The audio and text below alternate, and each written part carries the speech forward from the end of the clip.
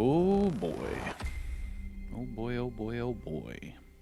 Mm, mm, mm, mm, mm, mm, mm. There we go. Alrighty. Ooh. Make sure I have everything.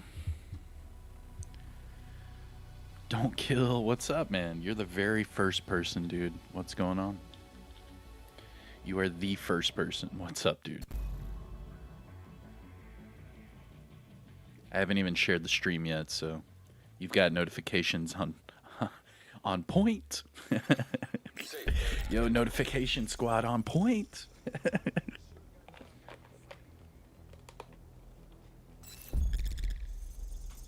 Good morning, good morning. Yo, what's up, what's up? Good morning, good morning.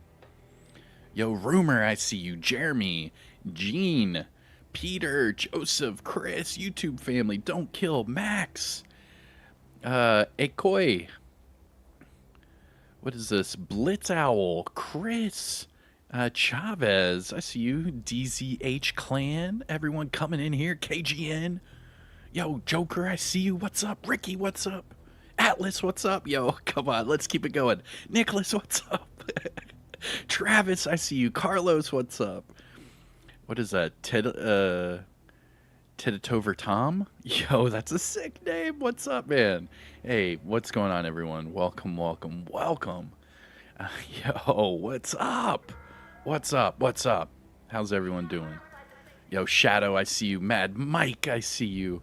What's up, Sitting Angel? RH72, sup? How you doing? How you doing?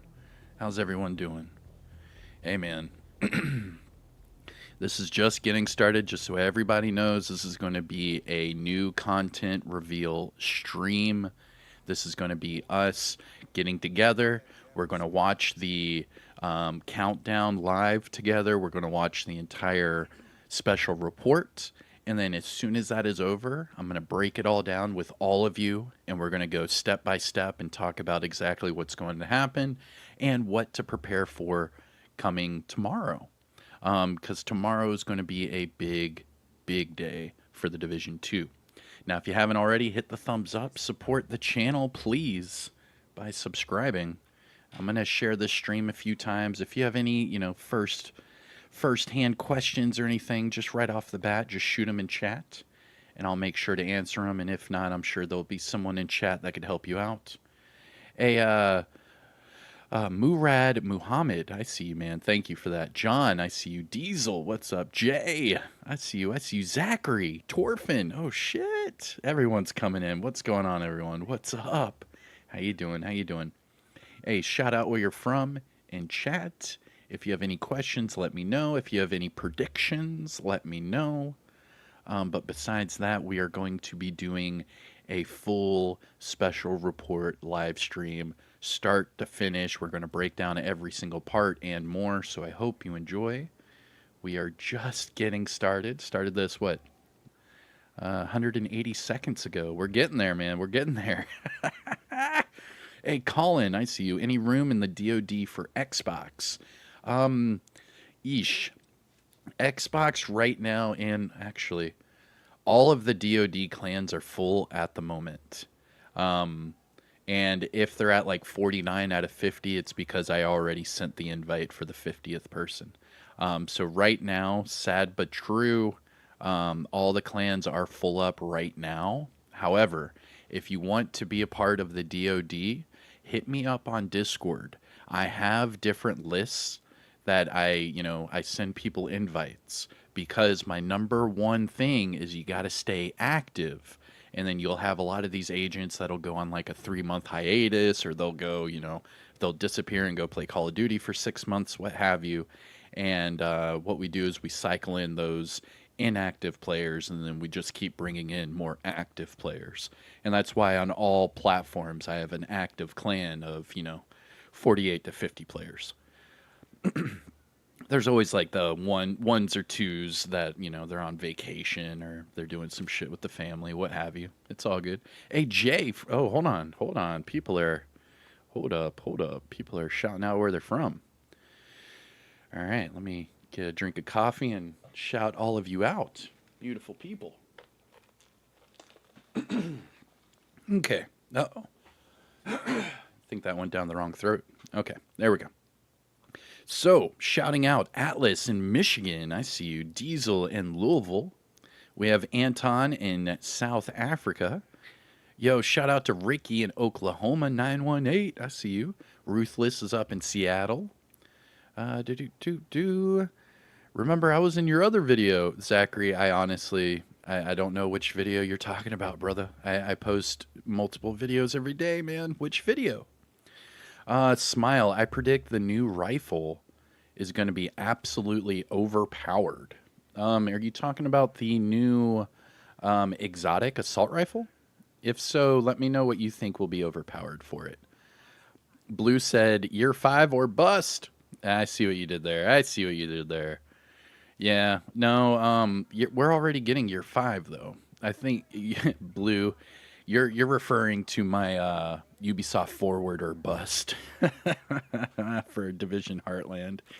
I see what you did there. Hey Simon, what's up, man? What's up? All right, now let's shout out where everyone's from. Jay in Ontario, Joseph in Brooklyn. I see you. I see you. My name on the game is Pirate Zach. All right, Zachary, I see you. Lebanon, Beirut up in here. Holy shit. Yo, shout out to Beirut. Damn, that's woof. That's a long plane ride away from here. Holy moly, man. Welcome, welcome. I'm honestly more excited for Descent than all the rest. Hey, Descent is going to be a hell of a grind. I tell you what. I tell you what. And it's going to be a fun one. Sitting Angel is in the kingdom of Saudi Arabia. Okay, Saudi. Then we have Carlson from Sweden. I see you. Boom,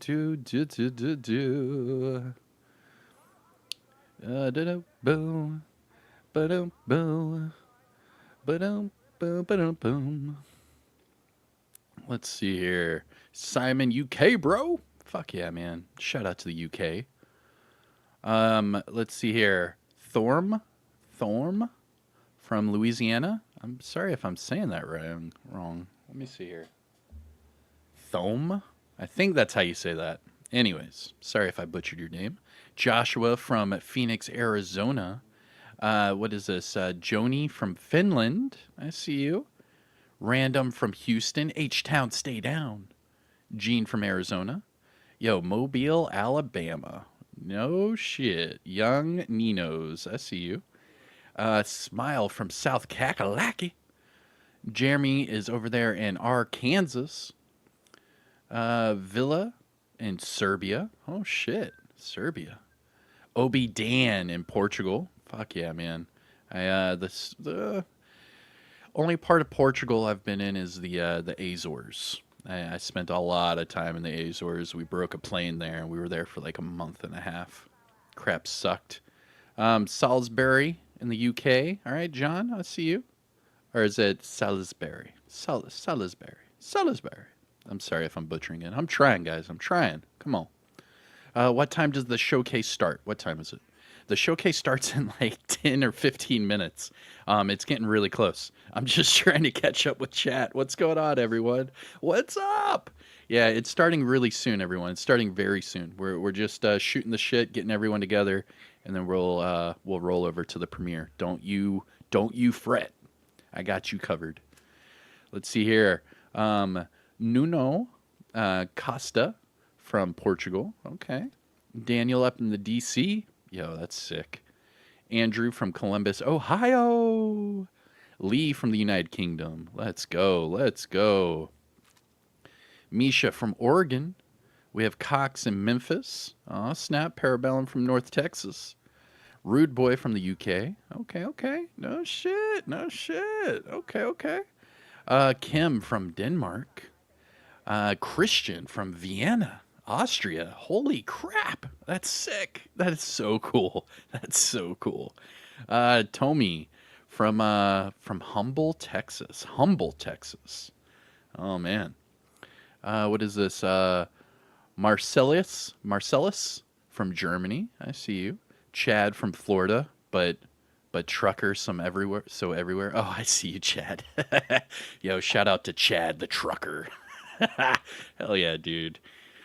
Home is where you rest your head, brother.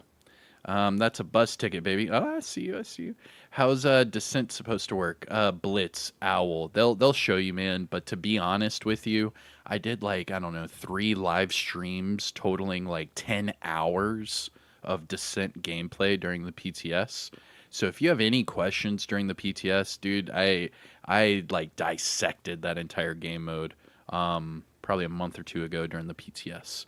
But it's under my live category on this channel. And also, if you just type in Kamikazevondoom Descent, I have a lot of videos on Descent already.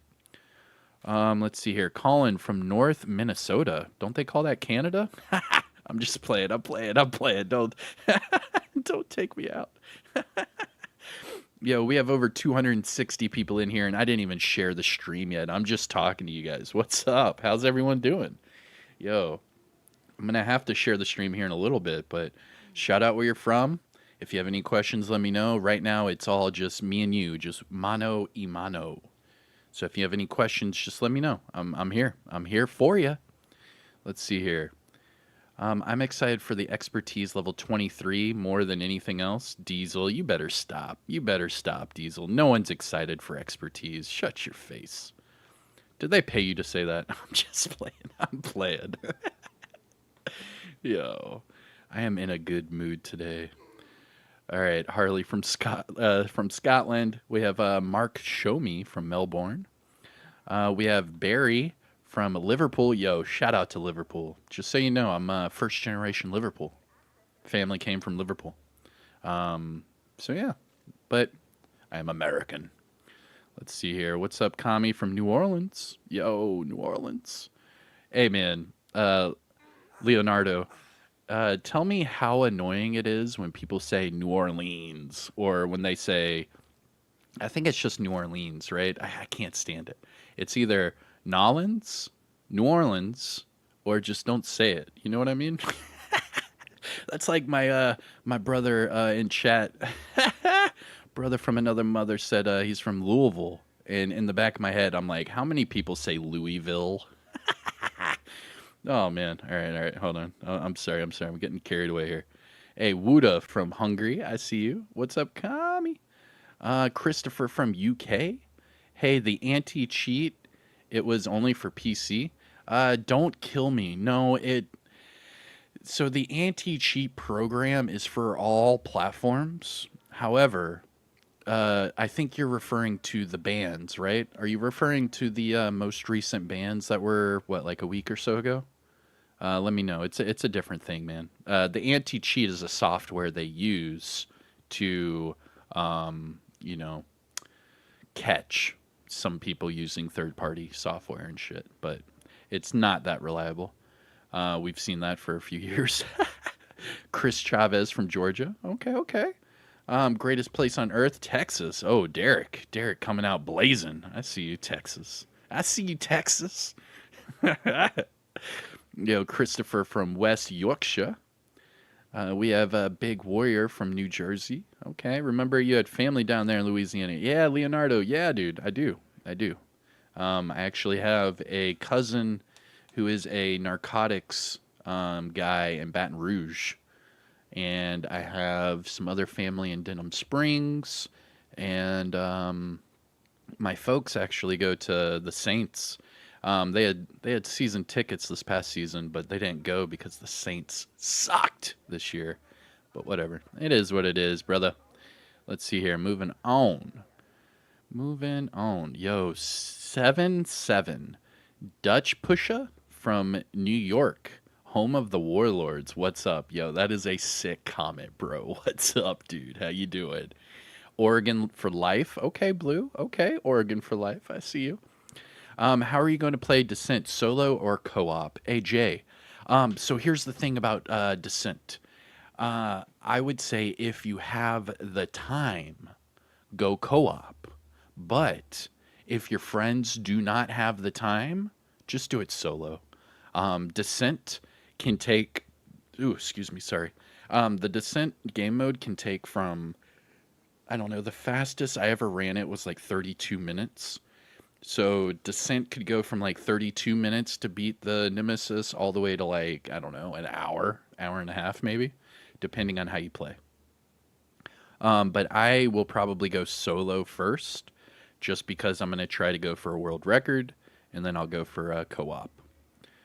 Jason from Ingham, what? Ingham? From North Australia. Okay.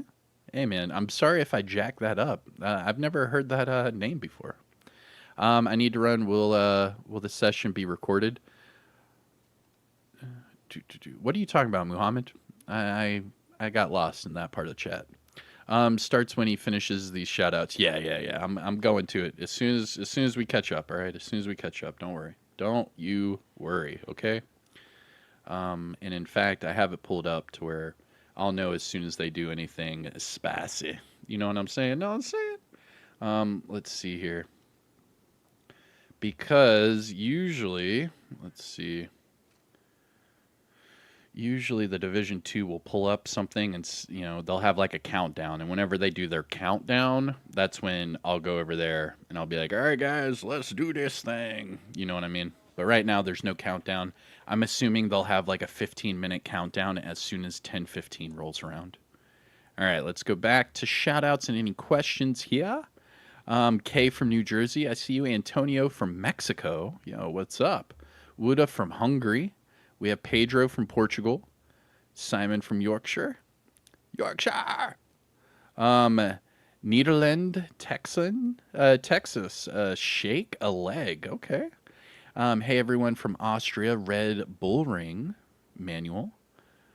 Boo. Agent from Poland. Maurice. I see you, brother. How you doing? Fuzzy from the Netherlands. Best Division 2 content out. Hey, thank you, Johnny. I appreciate it, brother. Rock on, dude. Marcus Anthony. Good morning, everyone. The new season comes out tomorrow, Marcus. Tomorrow. Today is going to be them deep diving into everything and showing us what is to come in the future. So it's not just about year 5, okay? And I already have people in chat trying to say NDA this, NDA that. Yes. I have some other things to talk about. Yes, after their special report. Yes, just so you know, you might want to stick around for after the special report because yes, I have been working on something. Most definitely. All right, next up we have Gut Twist from Detroit Rock City. Detroit Rock City. Hey, get up. All right, let's see here. Shout out from Ukraine. Yo, Edwin, I see you. Cincinnati, Ohio. Johnny V in the house.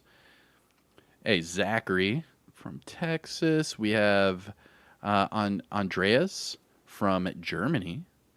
Yo, Deuce, I see you, Deuce. What's up? Hey, shout out to all the DoD agents in here. What's going on? I still haven't shared this stream yet, so thank you all so much, man. We're already at 420 viewers. Let's go. Smoke them if you got them. You forgot the S in the smash for your description. No, I meant mash, bro. Mash the like. Mash it. Mash it. I don't want you to smash it. I want you to mash the like. You see what I'm saying? And by the way, over 420 people in here. We need 13 likes to get to 100. Can we please get 13 likes up in this biatch, please? Anybody? Any news on Heartland? I cannot comment on that at this moment. Leopold from Colombia. No shit. Yo, shout out to Colombia. Wow. Rogue Family, I see you, brother. How you doing? How you doing? Yo, I'm almost caught up with chat. People. I'm getting there. Hey, Chuck from Iowa in the cornfields. Hey, at least you got Wi-Fi, brother. Let's see here. A great day to be in the Air Force, says Gerard. Hey, Gerard. Hey, shout out to you and shout out to everyone in the armed services. Salute, brother. Me being a disabled veteran, I get it, brother. I get it.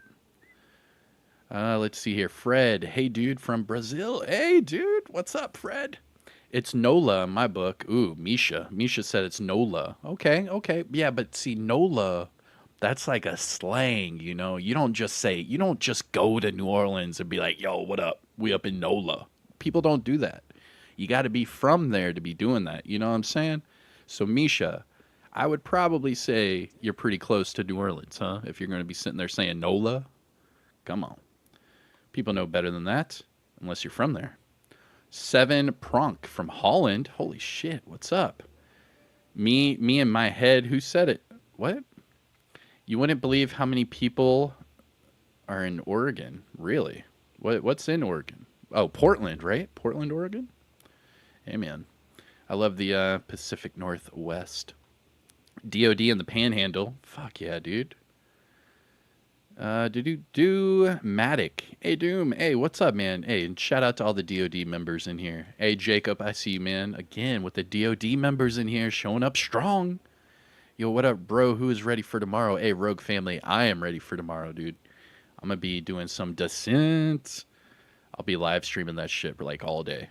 It's just 100 floors, right? Descent? No, no, no. Descent is unlimited. 100 was just like the world record, you know, like who can hit 100 first. But no, Descent keeps going, dude. Descent can keep going. You could be like floor, I don't know, 5,000. I mean, just depends. Hey, Matic coming in with the membership and Matic coming in with the super chat. Thank you so much, man. I appreciate that. Salute. I think I am about caught up with chat. It took me, what, like 10 minutes? Yeah, just about. Damn. That would take forever solo. Yes, yeah. Snitch is outside the mass today. Hey, good shit, Christopher. Thank you. I'll do a Cassie Mendoza video later today. I will. The apartment on a striker build is amazing. I do agree. With that rate of fire, fuck yeah, dude. Where do you get that raincoat? Let me show you really quick. All right, go to apparel, go to store, go to outfits, okay? Once you're in outfits, scroll all the way down. Hold on, where are we at? It's heat wave. There it is, heat wave. And then right here, Seattle. It is the Seattle jacket, okay? You can purchase this with textiles. You can purchase this with textiles or premium credits if you're nasty. But you can get it with textiles. And this is under the heat wave outfit. Okay? So that's how you find the jacket, all right? All right, let's see here. Have I caught up with chat yet? Holy shit. I'm like out of breath. We didn't even start yet.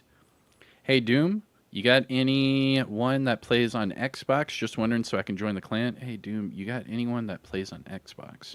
Hey Dirty Diesel, I'm on Xbox right now. We have the DoD on Xbox, everything like that.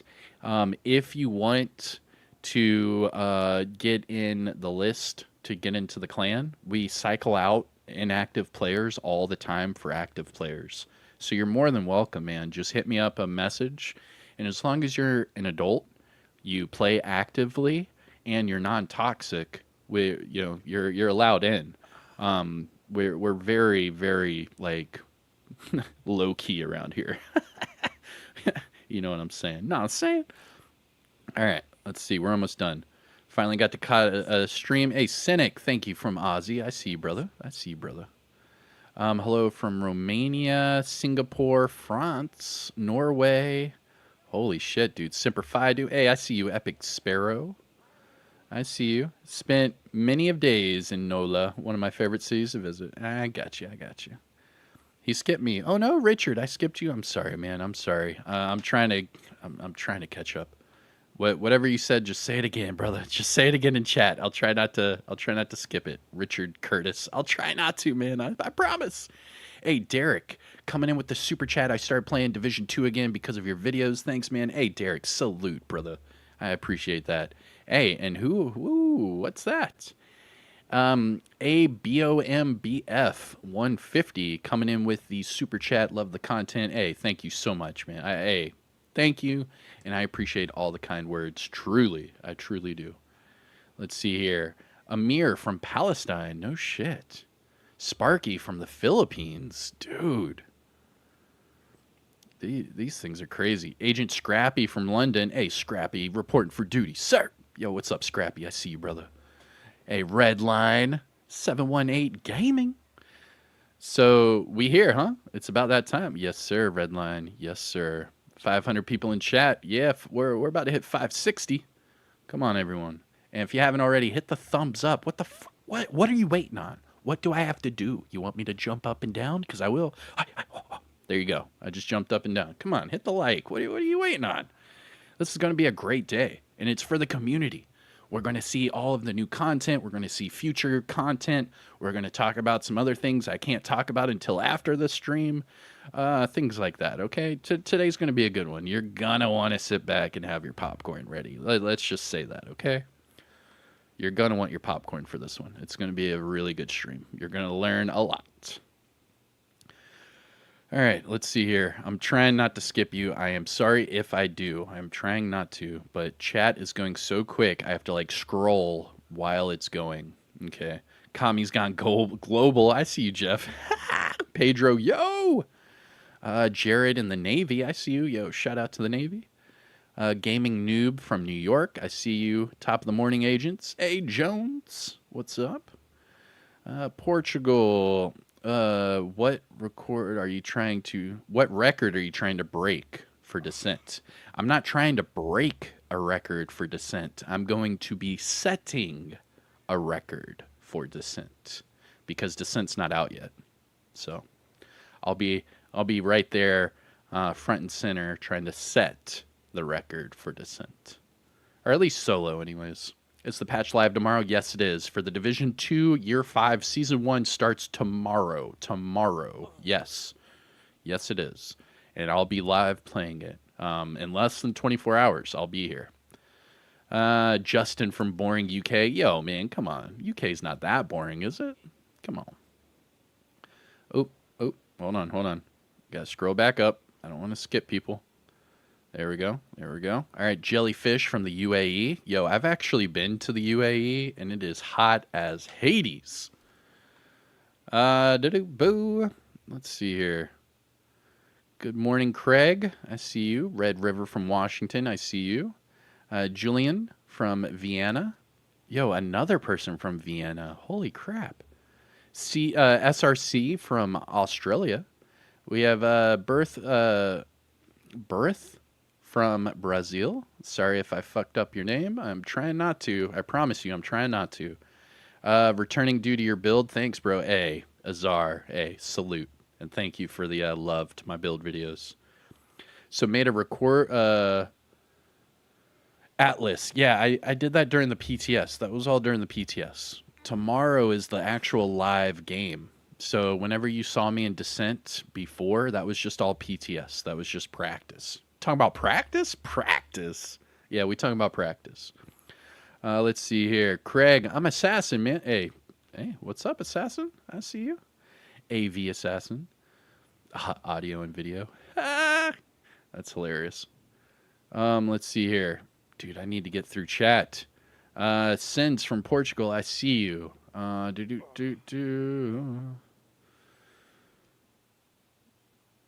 Let's see here. How do you think the Descent is going to last? How long do you think Descent's going to last? Ooh. Now, that is only due to the reward system, right? I mean, it's only due to the rewards. So if they're not going to give out the good rewards, then no one's going to be playing Descent. But if they do, then most definitely it could last a while. But it depends on the rewards, man. If they do not give us the reward... Ooh, excuse me. Sorry. Woo. Burp. Yeah, if you heard that, put in chat burp. I'm sorry. But anyways, what was I saying? Oh, yeah. If they're not going to do good rewards, then no one's going to keep coming back. You know what I'm saying? But if they have like something special or something unique towards that game mode, then that's what's going to keep people coming back. You know what I'm saying? I mean, think of like Destiny and the raids from Destiny 1, where each of the raids, you had raid-specific weapons, raid-specific gear items, raid-specific whatever, and it was all just via the raid, right? So, I mean, if they could do something like that with Descent, that might be the way to go. Like, you know, like a Descent, I don't know, like a Descent gear set. You know what I'm saying? Like something. We need something, you know? So, well, we'll see. We'll see. Hey, Argentina, I see you. Let's see here. How do I get the Dark Winter skin? Ooh, that skin.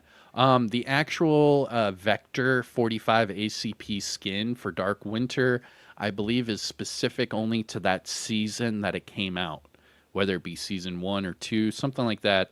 But I think it was specific to that season. However, if you go to your weapon skins, you might be able to purchase it, whether that be with premium credits or with textiles. Good morning from Brooklyn. Hey, I see you, ghetto. Uh-oh. I think an ad. I think YouTube just hit you guys with an ad because 50 of you just left. They must have hit you with an ad. I'm sorry, guys. That's when you know. That's when you know they're trying to like throw ads out there when your viewers drop by like a percentage. You're like, hold on. What just happened? My bad, guys. My bad. YouTube does that. I'm sorry. Oh man, I'm like, why'd the numbers dip? Oh, it's because of ads. I get it, man. Just turn off YouTube, turn it back on. All right, everyone. All right, is everyone good to go? All right, let's go over to Twitch. Okay. All right, I hope everyone's ready. Hey, if you're ready, spam 1 in chat right now. If you're ready, spam 1 in chat right now. Here we go. If you are ready, here we go. Here we go. All right. Here it is. Here it is. Here we go. Is everyone ready? I hope you're ready. Spam 1 in chat if you're ready. I hope you're ready. You're not ready. You're not ready. I'm not even seeing ones in chat yet. Where are the ones? Oh, shit. They're the ones. Oh, shit. Yes. Yes. Spam 1. Let's go. Yo, we have 5 minutes, people. Come on, let's get it. Hey, welcome everyone back from the ads. What's up? What's up? Yo, if you haven't spammed 1 in chat yet, come on. You lazy. You lazy. Come on, spam 1 in chat if you are ready for this. Year 5, Broken Wings. We're going to have Descent. We're going to have conflict changes. We're going to have XP changes. We're going to have new gear. We're going to have new weapons. We're going to have... new named items. We're gonna have new exotics. We're gonna have a new manhunt. What else? Oh, we're gonna get I think we should get the next look at the incursion, right? Because the incursion comes out next update. So that's gonna be something. I mean, there's a lot going on today. And I get to tell you something after. Just so you know. I get to talk about a little something after, okay? All right, just so you know. But anyways, welcome everyone. Welcome to the stream. I am Kamikazevondoom. This is going to be your special report for Year 5, Season 1, Broken Wings. We are going to listen to all of it live together, and then what I will do is I will rewind their live stream, and then we will break it down portion by portion.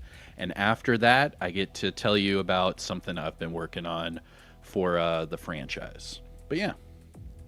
I hope you enjoy. Chuck Simpson. Oh shit. From what I understand, the incursion is a cleaner incursion. Gallery. Where are you getting your news? Please elaborate. Why do you think it would be cleaners again? Heartland? Question mark? That's where all the questions are. Everyone's questions are Heartland, Division 3, and Resurgence. Everybody. Hey, but we're here. We are doing the live stream. If you have any questions, let me know now. If you want to do any predictions, do them now. That way you can say, oh, I totally said that before it started. You don't want to be that guy that was like, oh, yeah, I was thinking about that earlier. And it's like, bro, no, you weren't. Shut up. You know what I'm saying? Hey, we're going to Seattle. What? Hold on, Lucid. It said cleaners incursion. Where? Yo, if it's cleaners again, that's going to be kind of a letdown. Because they did cleaners for Warlords of New York. That'd be a bit of a letdown. No? Alright, let me share the stream. Get everyone in here. We have 2 minutes, people. 2 minutes. I want more hunters. I want more hunters. I want to hunt down more hunters. I want more hunter mask. I want everything hunters. Hunters, hunters, hunters. I love the hunters. Hell yeah.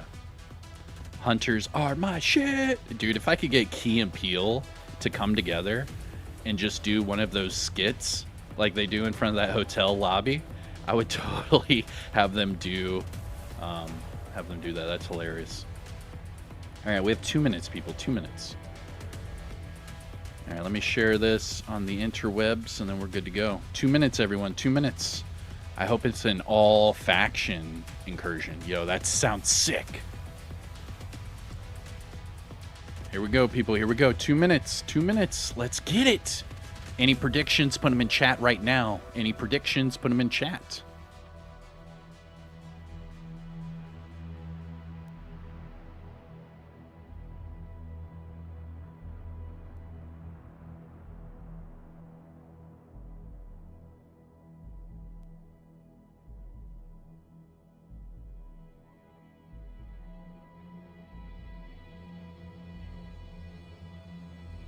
"90 seconds, people. 90 seconds. Multiple alts, aliens, more hunters on the map, new factions, electric guns. We already know about that one. Let's see here. New missions, Area 51 missions with a UFO Easter egg. Man, you guys are killing it. I predict year 5 is delayed. Oh, shit. Don't say that, man. Don't put that evil on me, Ricky Bobby. What the fuck? Yo. If you haven't already, please hit the thumbs up. We have 700 people in here right now. Hit the thumbs up if you haven't already. I am Kamikazevondoom, and we are less than 1 minute away from the new content reveal. So I hope you enjoy. New factions would be dope. Hell yeah. All right, people. We're getting there. We're getting there. All right, 30 seconds. 30 seconds in chat. Oh, snap. Oh, snap. All right, let me make sure I turn up the volume because I know their live streams are usually pretty low. Let me turn up their volume really quick. All right, there we go. All right, I just doubled their volume. So if they are still not loud enough, it's not my fault, I promise. All right, here we go. Here we go. Hello everyone, and welcome back to Special Report. My name is Daria Ilina. I'm the community developer for the Division 2, and today with me is our product director, Morten Reiberg. Hello, Morten. Hello, Daria. Hello, everybody. So, first season of Year 5. Yep. But before we get into all the things Year 5, let's talk about what we're planning to discuss today to give you all an overview. So, of course, we'll talk about the new season, the Manhunt, the apparel event that is part of the new season Broken Wings. We'll show you the new trailer, of course, new targets. There is going to be one interesting development about new targets. You're going to see it very soon. And, of course, we're going to talk about the changes we made following the PTS, Phase 1 and 2, especially Descent, talk about some quality of life updates, not all of them. You will be able to see the full list after the live stream because we're planning to release the patch notes almost right away. So stay tuned for that. And then there are also a few surprises that we prepare for you. Yes, there's a lot of things to go over. So yeah. Super exciting to kick off Year 5 right around the corner. And before we're going to do that, let's probably just mention the Season 11 conclusion. How did you find it? I'm digging that shirt. I love that shirt. I think, I loved it. And I think from what we've seen with our players, they were surprised. It was tough. It was probably a bit too tough. But at least it was a very exotic moment in time for for the story and how that evolves. So yeah, it's very exciting to go into this season and see how that develops. Oh yeah, there is going to be a continuation of the story for sure. Lauren Stone prepared a lot of interesting things for us to discover. But before we go into first season of the year 5, I think it's important to have some sort of a story recap, especially for those of you who had no chance to play through season 11, or for the players, for the future players, right? That they won't have a chance, unfortunately, to witness it in person. And for that specific occasion, we decided to team up with one very well-known content creator, I would say a lore master. You guys all know him very well. It's NGN, our favorite Aussie. And together with him, mainly it was him, right? We created this super nice story recap. Let's watch. Agents. Natalia Sokolova has gone too far. Using the countermeasure program recovered from the attack on the Kansas core, she has disabled the White House's defenses and attempted to retrieve her lost asset, BTSU leader Barton Schaefer. Her mission was thwarted by the heroic sacrifice of former True Son, Captain Fred Lewis. But the division had no time to celebrate this win or mourn their friend, as the Black Tusk abducted several members of the community who are responsible for major services in DC. Agent, your mission is to recover our missing people. Some of these assets may be familiar faces, and a few new people who have helped you in the fight to save what remains. Agents. Super nice. I love it. Thank you so much, NGN. Yeah, it's good to just get everything set and recap for people the situation, the dire situation that we're in right now, with Sokolova taking more and more presence in DC for sure. And it's always so pleasant to just listen to NGN talk. It's just as well. Yeah, this Shane SMR. Oh, I know that he doesn't like when we say shade. SHD, especially for you, NGN. So yeah, basically we're ready to move to Year 5. Year 5, Season 1, called Broken Wings. And in the wake of the attack on the White House, we're going to be tasked with rescuing 11 people who we discover are missing. Yeah, so for the first season, we're going after a part of those, and that's going to pan out throughout the next couple of months, and it's going to be extremely exciting to turn everything upside down, I would say, versus what we've been used to, hunting targets. Now we are set to get our people back. Yeah, let's watch the trailer.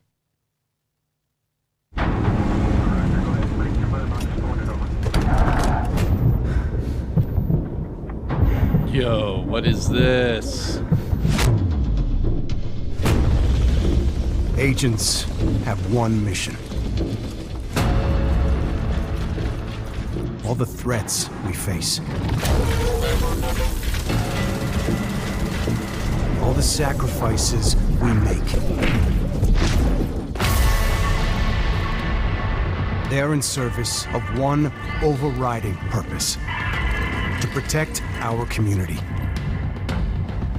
And if we cannot bring our people home, then we fail that mission.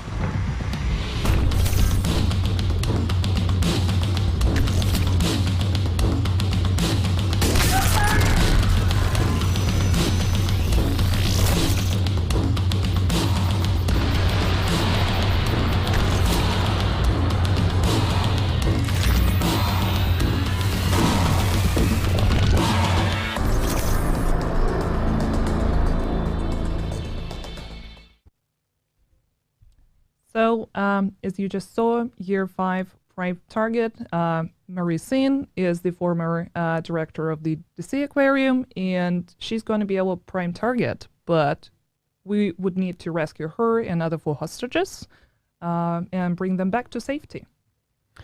Yeah, I mean, we have some very important features of the castle that are, of course, not being populated by these people, and we want to get those facilities back in working order. So we will have to go on this hunt and hopefully get them safe back to help us rebuild the castle for real this time. Yeah, that's another very distinguished feature of the Broken Wings, that we not only need to save our people, but also bring back the facilities and rebuild the castle for reals now. Yeah, so we see the target here. So Mari in center. And of course, there's some story with her being a fiancé of a very well-known NPC in our story. I'll let you all discover that. But also, as you can see here, we have the targets or the missing people: John Aver, Lauren Mitchell. You know, the typical setup for that. But of course, with them being friendlies, everything is also going to look a bit different in the UI. It's just, trying to really play into the new fantasy of the season, being a friendly manhunt, if you could say, use that kind of word. And then, of course, the apparel event that I think we are getting into in a bit. Yeah. We'll definitely show you some snapshots of it later. But yeah, let's talk about castle a little bit. I think it's one of the things that a lot of our players are mostly interested in. So what you can share without any major spoilers about the castle?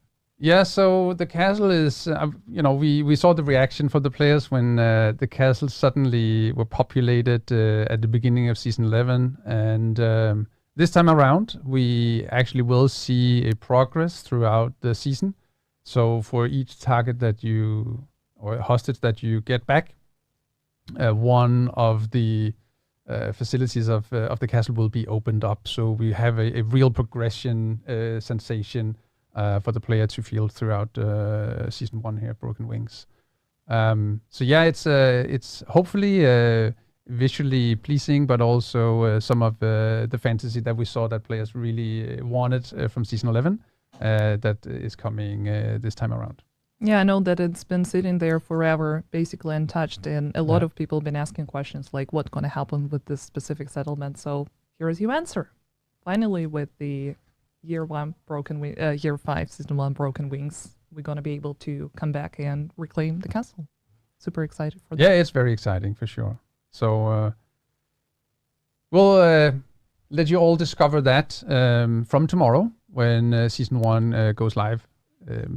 So for you Aussies, it might be the day after. Not really following the time zones completely, but it's going to be close to your midnight, yeah.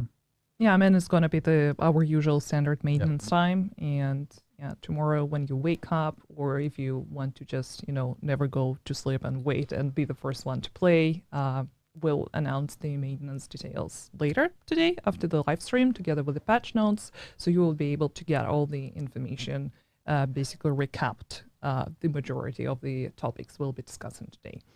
But before we move into that, let's talk about the Manhunt rewards. For example, with the latest season, we already introduced the new way of... Yeah, it's a vanity rewards, and we want to be very clear about this because we did see a lot of confusion about what was it actually that was rewarded at the end of the Manhunt. So we decided to basically invest our time in creating a really nice new gear, weapons, and whatnot to be rewarded in other areas of the game, and not keep them behind a 12-week calendar of the Manhunt. The Manhunt, or the story progression, I should say, is a reward in itself, and it's super costly to produce, but we also really like to produce it because we think it's very compelling, and we can see the feedback from all of you guys out there that you really like it. So it's more of a token of completion, and then I will bet you that we are introducing throughout the Year 5 some nice things where you can go and get some unique kind of rewards instead of putting them on the Manhunt, basically.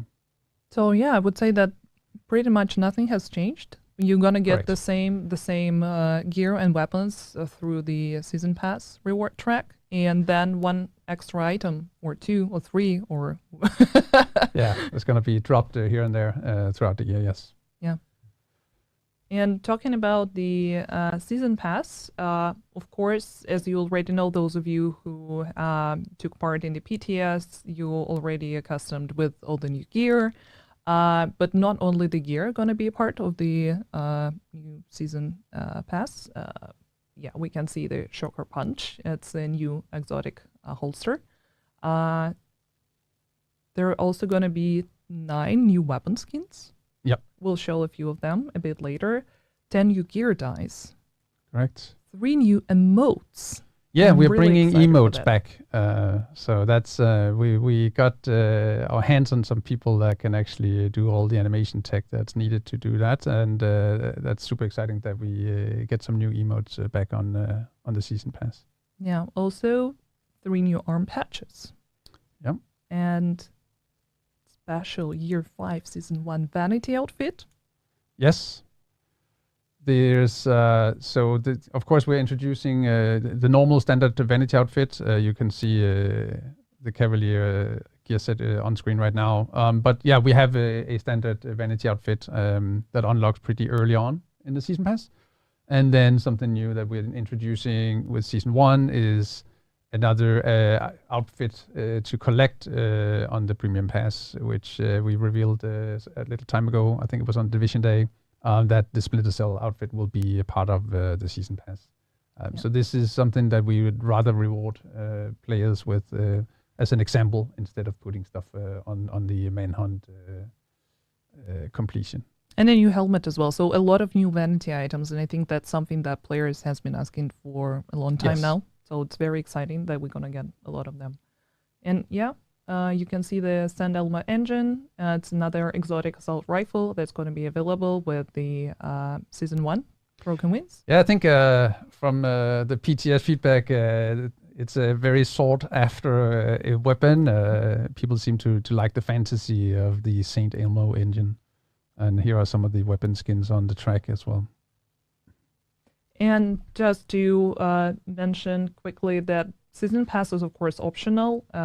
Here is just a glimpse of what is going to be available. There is 100 items you can get through progressing, and a new helmet available as the final level 100 reward. That's something I mentioned, sorry.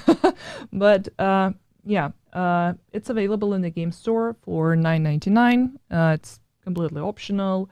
And yeah, it's also available through Ubisoft Plus to Ubisoft Plus subscribers.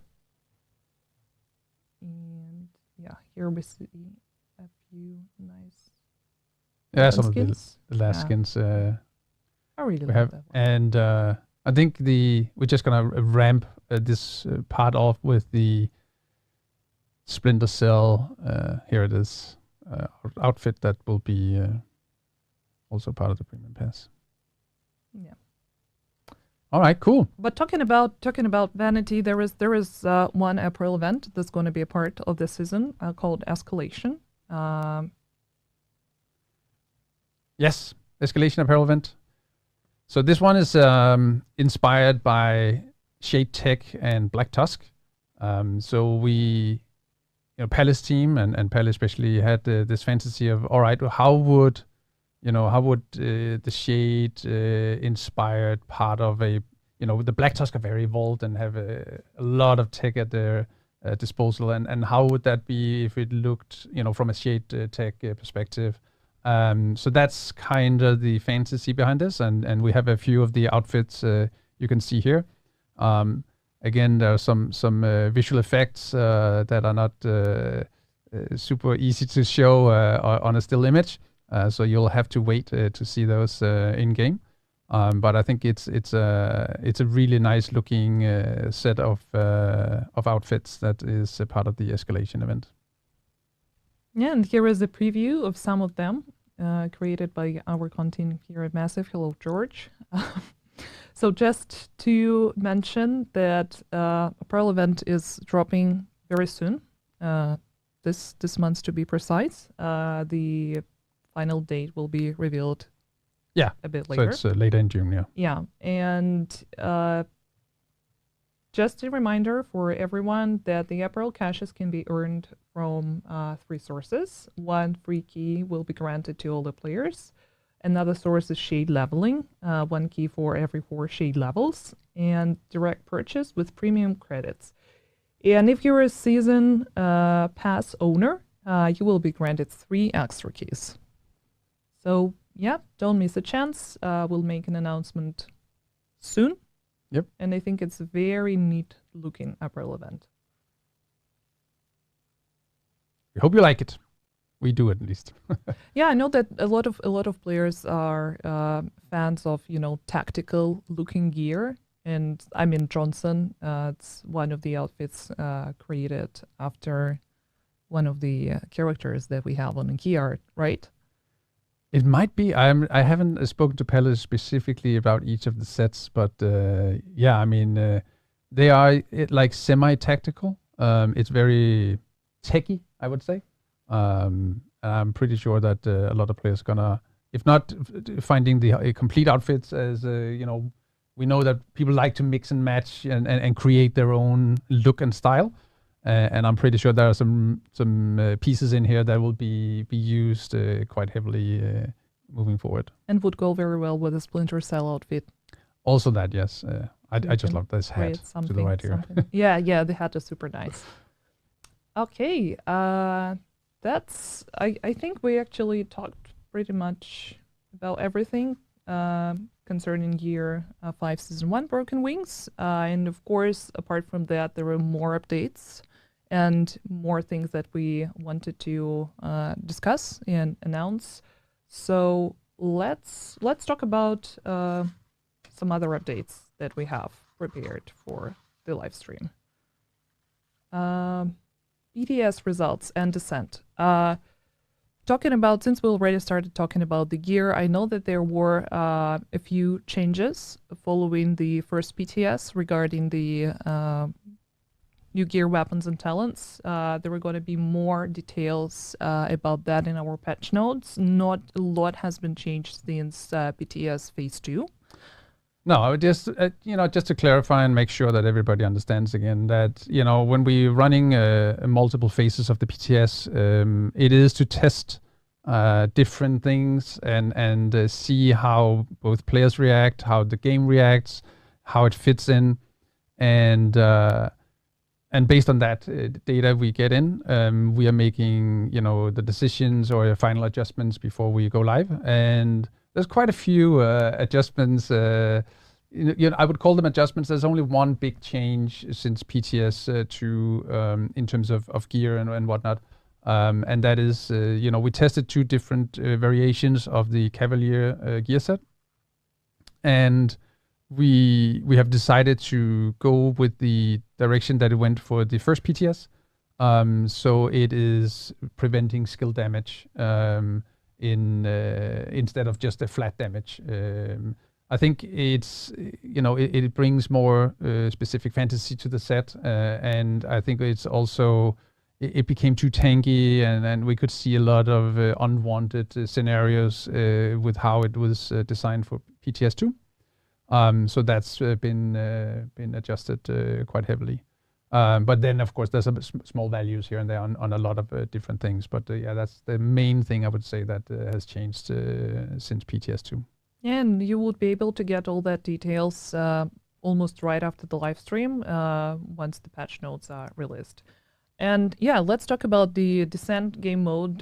Thank you so much for the cue. Actually, there were a few changes made to Descent game mode, mostly between the Phase 1 and Phase 2. And that is something that we already outlined in the PTS patch notes, but for a wider audience, since not everyone can take part in the PTS or owns only a console, I just want to make sure that these are the changes that we made following the first phase and a few user tests that we ran for Descent. So, for example, there were multiple feedback and people asking about Nemesis difficulty being increased. Yeah, Nemesis has been adjusted again. I think on a grander scale on Descent, there are the big concern about difficulty. And we're looking at the game mode in the sense that we want people and players to be able to at least get to the Nemesis fight. They might struggle or not on the actual Nemesis fight, which is fine.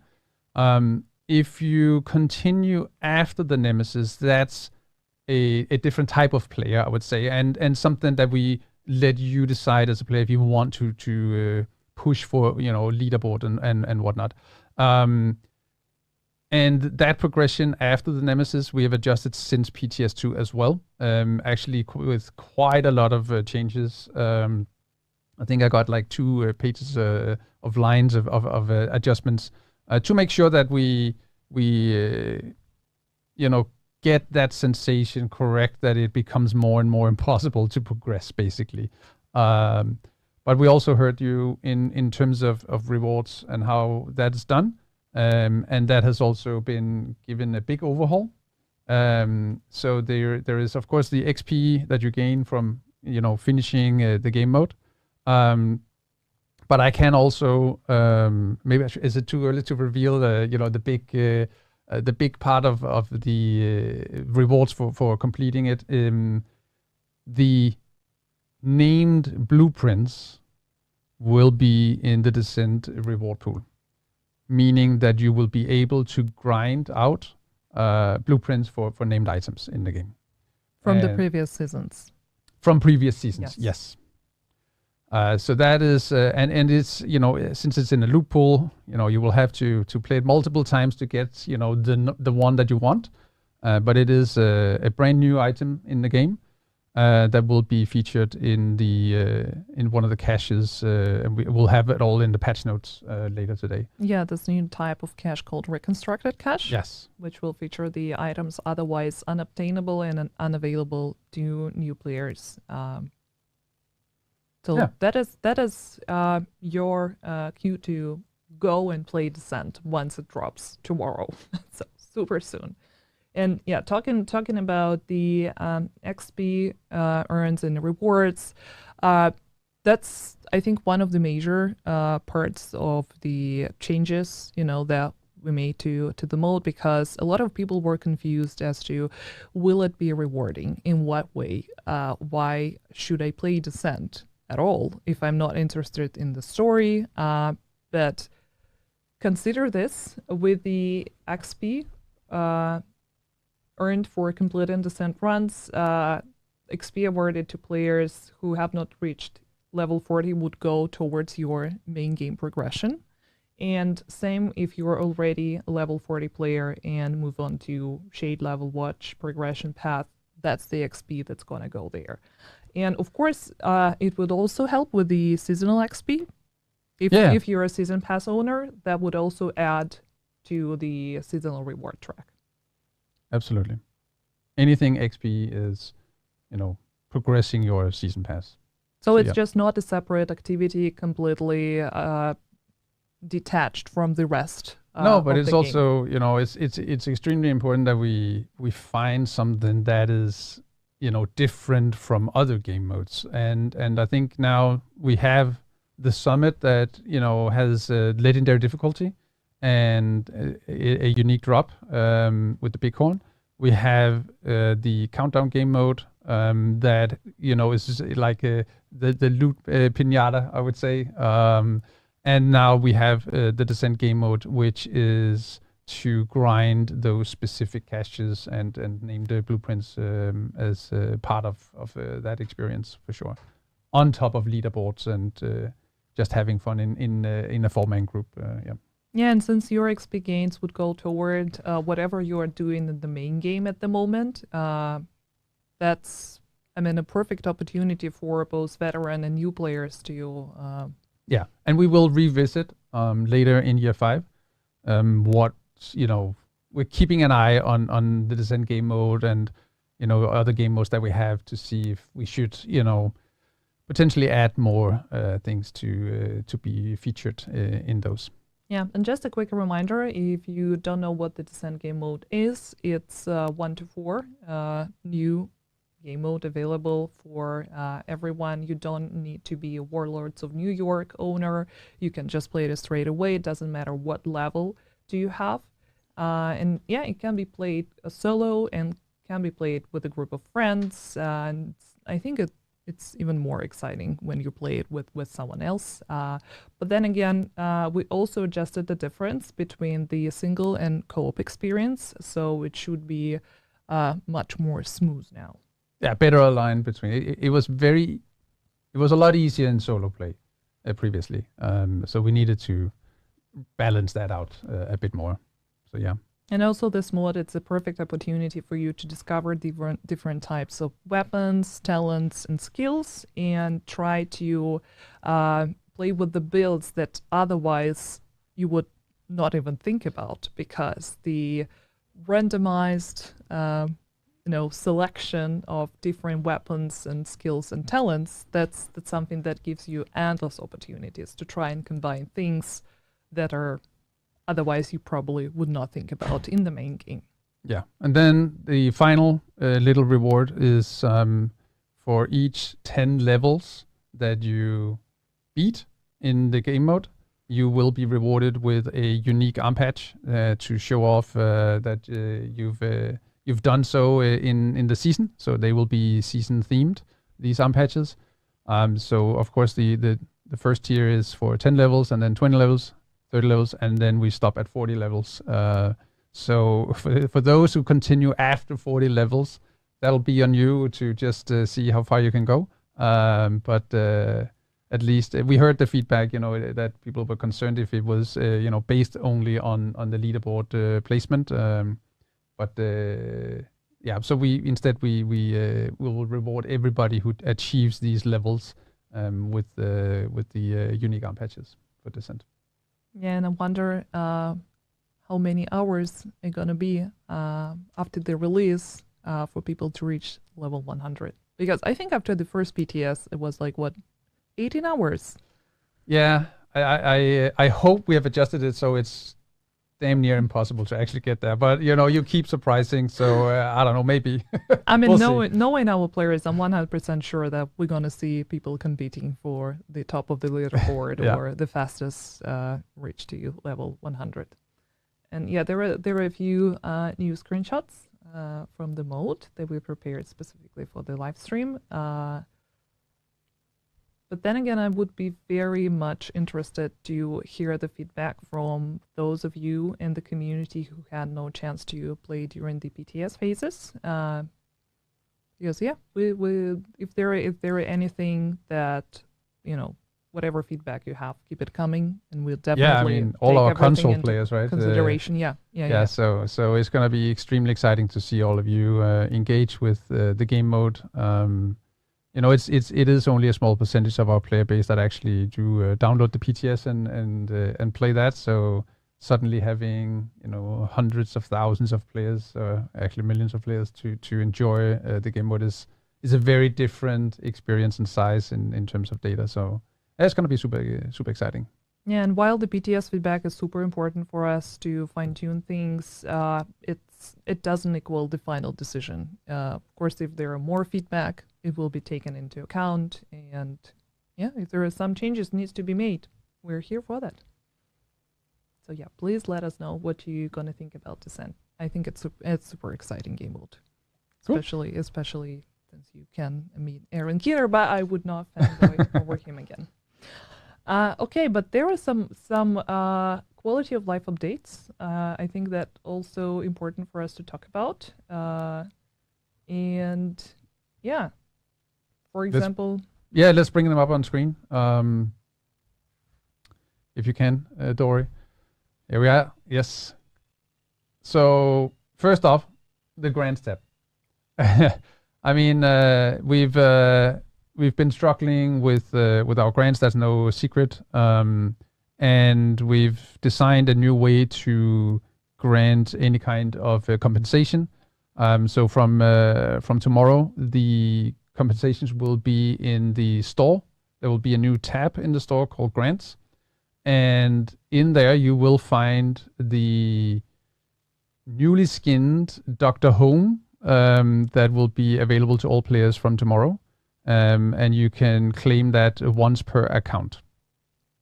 And hopefully we're done with all the issues that has been for a very few percentages of our players, but we can't live with a few percentages that are not getting the grants as they were supposed to.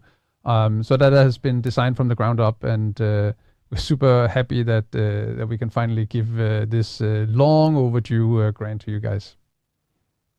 And there are a few others. I mean, that's of course not all of them. The full list will be available for you later tonight after the live stream through the patch notes.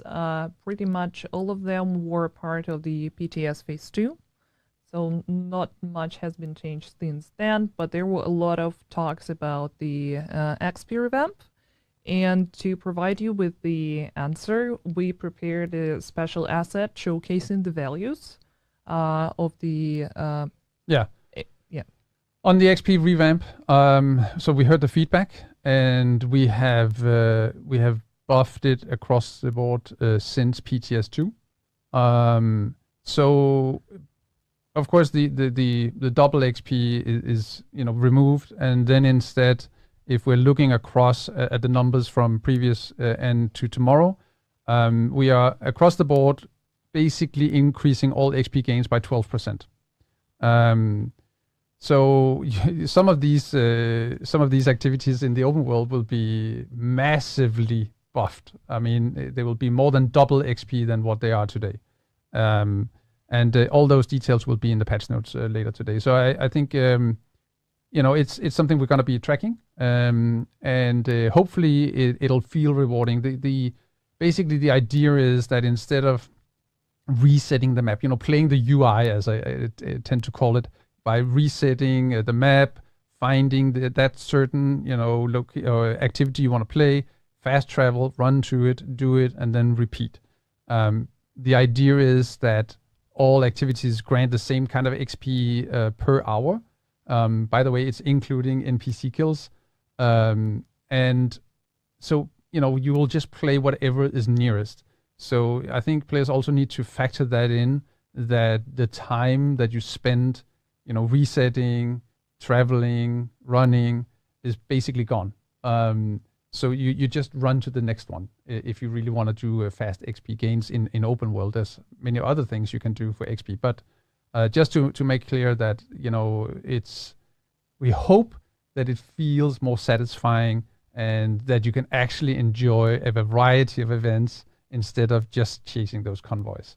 So that's the idea behind all of this, and then we'll see where we end up. But I feel and hope that we are in a good spot with what comes with tomorrow's update.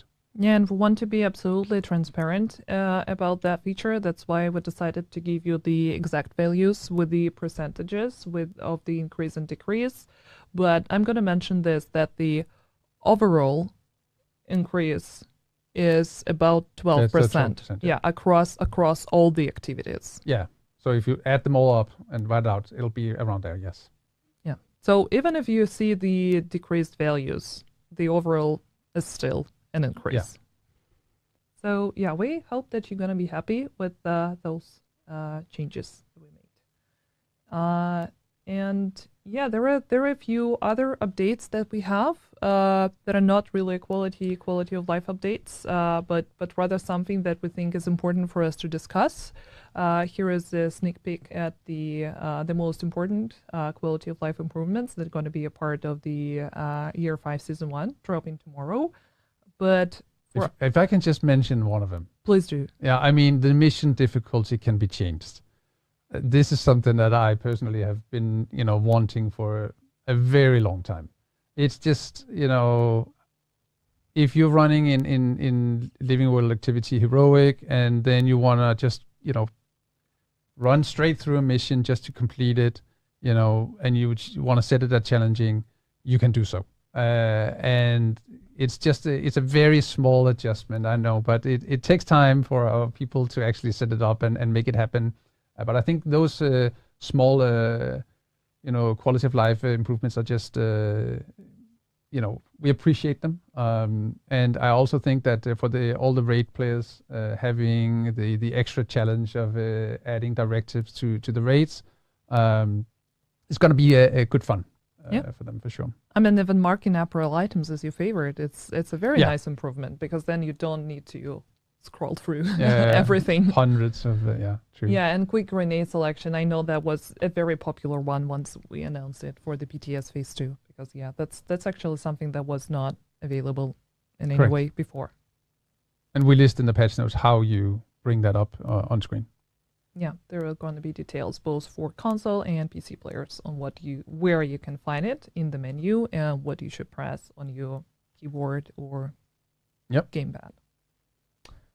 And talking about other updates, I don't know, which one do you want to start with first? Go. Go. Okay, let's rip off the Band-Aid. Spec revamp. Yeah, the spec revamp.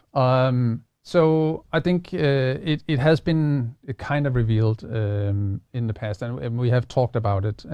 But I think it's important that we address it here live with you guys, and it's something that we had to set aside, because what we wanted to do with the changes to endgame and how you play the game and engage with the game from Season 4 of Year 5,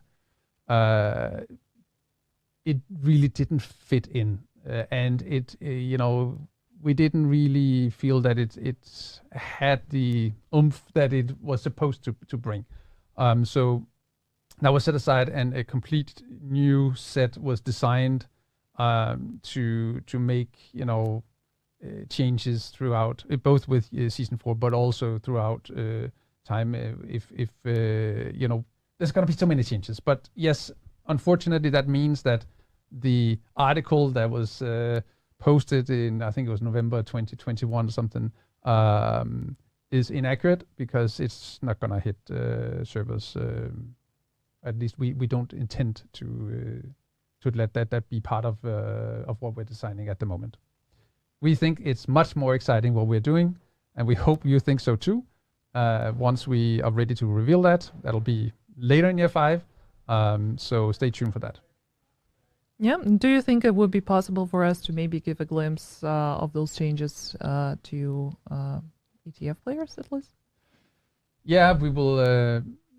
For sure, we will bring the ETF into play as soon as we have something that we need feedback on. Yes, we've seen that with the sense that we should probably have brought them in earlier, and they bring a lot of valid feedback. So that is also something that we will be doing with this, because it's quite dramatic what we are, the plans. So we need to make sure that we get it right. Yeah, thank you so much for commenting on that. And I think a lot of people have been asking what's going to happen with the spec revamp, and here's your answer. Yep. And talking about some other important topics, reputation system, sanctioning, easy anti-cheat, and what our stance currently on all those happenings. Yeah, I hope it's becoming more clear that we've started doing a lot on this topic. So cheaters, we dislike cheaters just as much as you do, and we want them gone, and that is any kind of cheater, and we have started banning a lot of them, and we have updated a lot of our tools. We're working on some really advanced stuff behind the scenes, so that we, in the next, I would say, hopefully 4 to 6 months, have even better systems that we have today. But at least now we have some people that know how to work with it, and that's why we started seeing ban waves happening, and they will continue to happen. And the same thing goes for exploiters. And no, you don't have to be afraid of playing the game and be tagged or marked as an exploiter. These people, they know that they're doing what they're doing is wrong. We're talking many times the XP of what a normal player can accumulate. Yeah, we have tracking tools in place now, and we also have some automated systems that goes live with the update tomorrow. Yeah, and I can't really go into all the details about the sanctioning metrics. Of course, there is one that we are, working in reference with, but I'm just going to remind you about this one thing. Unfortunately, neither me nor Morten can ban people directly. No. We do not have any access to this specific tool. So if you think that a person you encountered in the game or online while watching, I don't know, Twitch streams or whatnot, and you see that they are an exploiter or a cheater, there is only one way for you to report them, is through Ubisoft support. And if you can include video evidence or anything that clearly shows that this person is spoiling the experience for everyone else, please do so. But yeah, unfortunately, it's not up to us, the dev team, to ban these people. So just a reminder, please submit your request for Ubisoft support, and I'm sure that we will be able to help you very soon. And talking about the sanction metrics, actually, that's another one very important thing, that if a person, let's say an accidental cheater, right, or they encountered a mechanic that they didn't know is considered cheating, they won't be banned right away. They would be sanctioned for quite some time. But if the exact same person, I don't know, would become a reoffender, so doing that on purpose, knowing that it's not something that they're supposed to do, that it goes against the rules in the code of conduct, that's where this person will be labeled as a cheater and as exploiter in the system and banned from it. Yeah. So cheaters, people that use third-party software to cheat in our game, will be banned from first offense. Period. There's no room for them. The exploiters, we have to tell them that what they're doing is wrong, and they will, of course, be having a second chance at behaving like they should. But yeah, that's it's, we just want to make sure that you understand that we take it very seriously, and we are working on some stuff that should hopefully be very positive for the game in the very near future. And as stated, we have already started ban waves. So yes, that is correct. It's happening, and it will continue to happen. So no one will be spared, so behave. No, we just want to make a fair and fun playground for all of you guys that play the game legit. And there's nothing more frustrating than to meet these people that just ruin your experience. So it's for all of you good guys out there. So hopefully that can bring a little smile to your day. Another thing that I think would bring a smile to a lot of our faces is the countdown matchmaking update.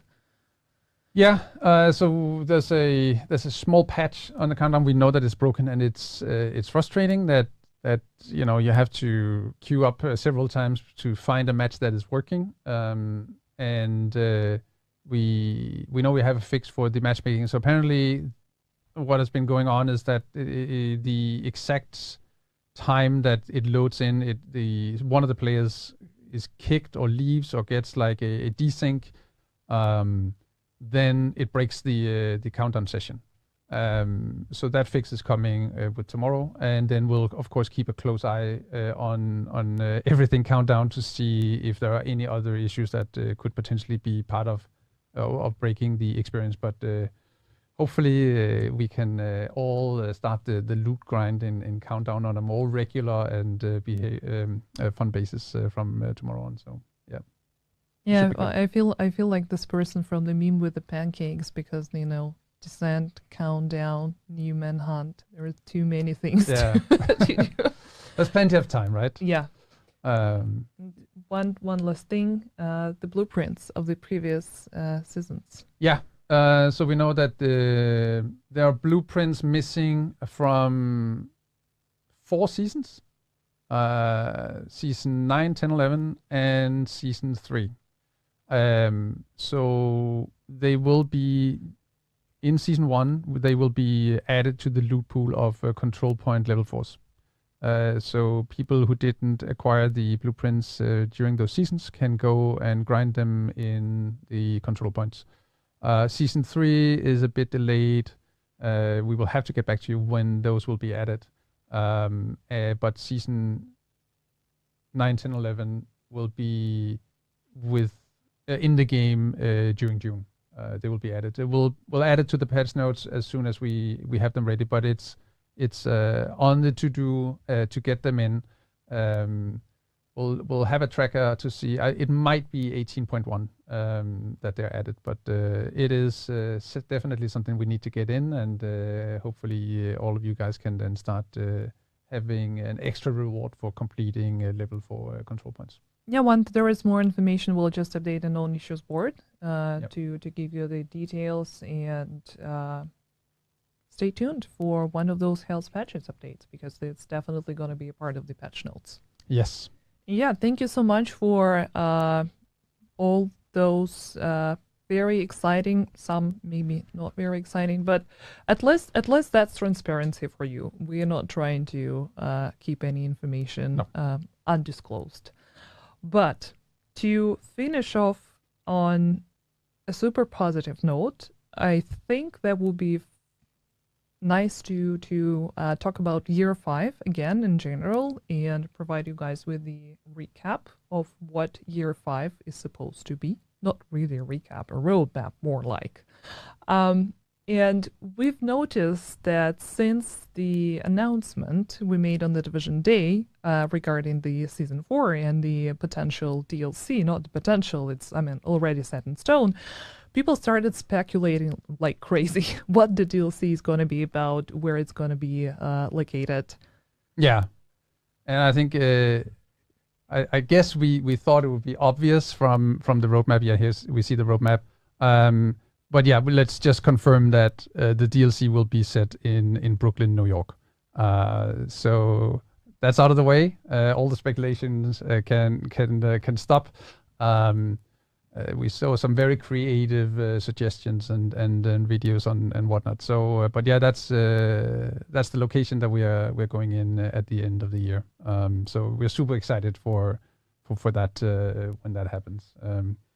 But before that, we have 3 other seasons, and also just want to make sure that everybody understands the roadmap very clear, and what is the takeaway of each of the seasons. So of course with Broken Wings, we have the Descent game mode, and we have the castle rebuild that is a real rebuild, or at least the people that are coming back are having an impact on what you can gain access to at the castle.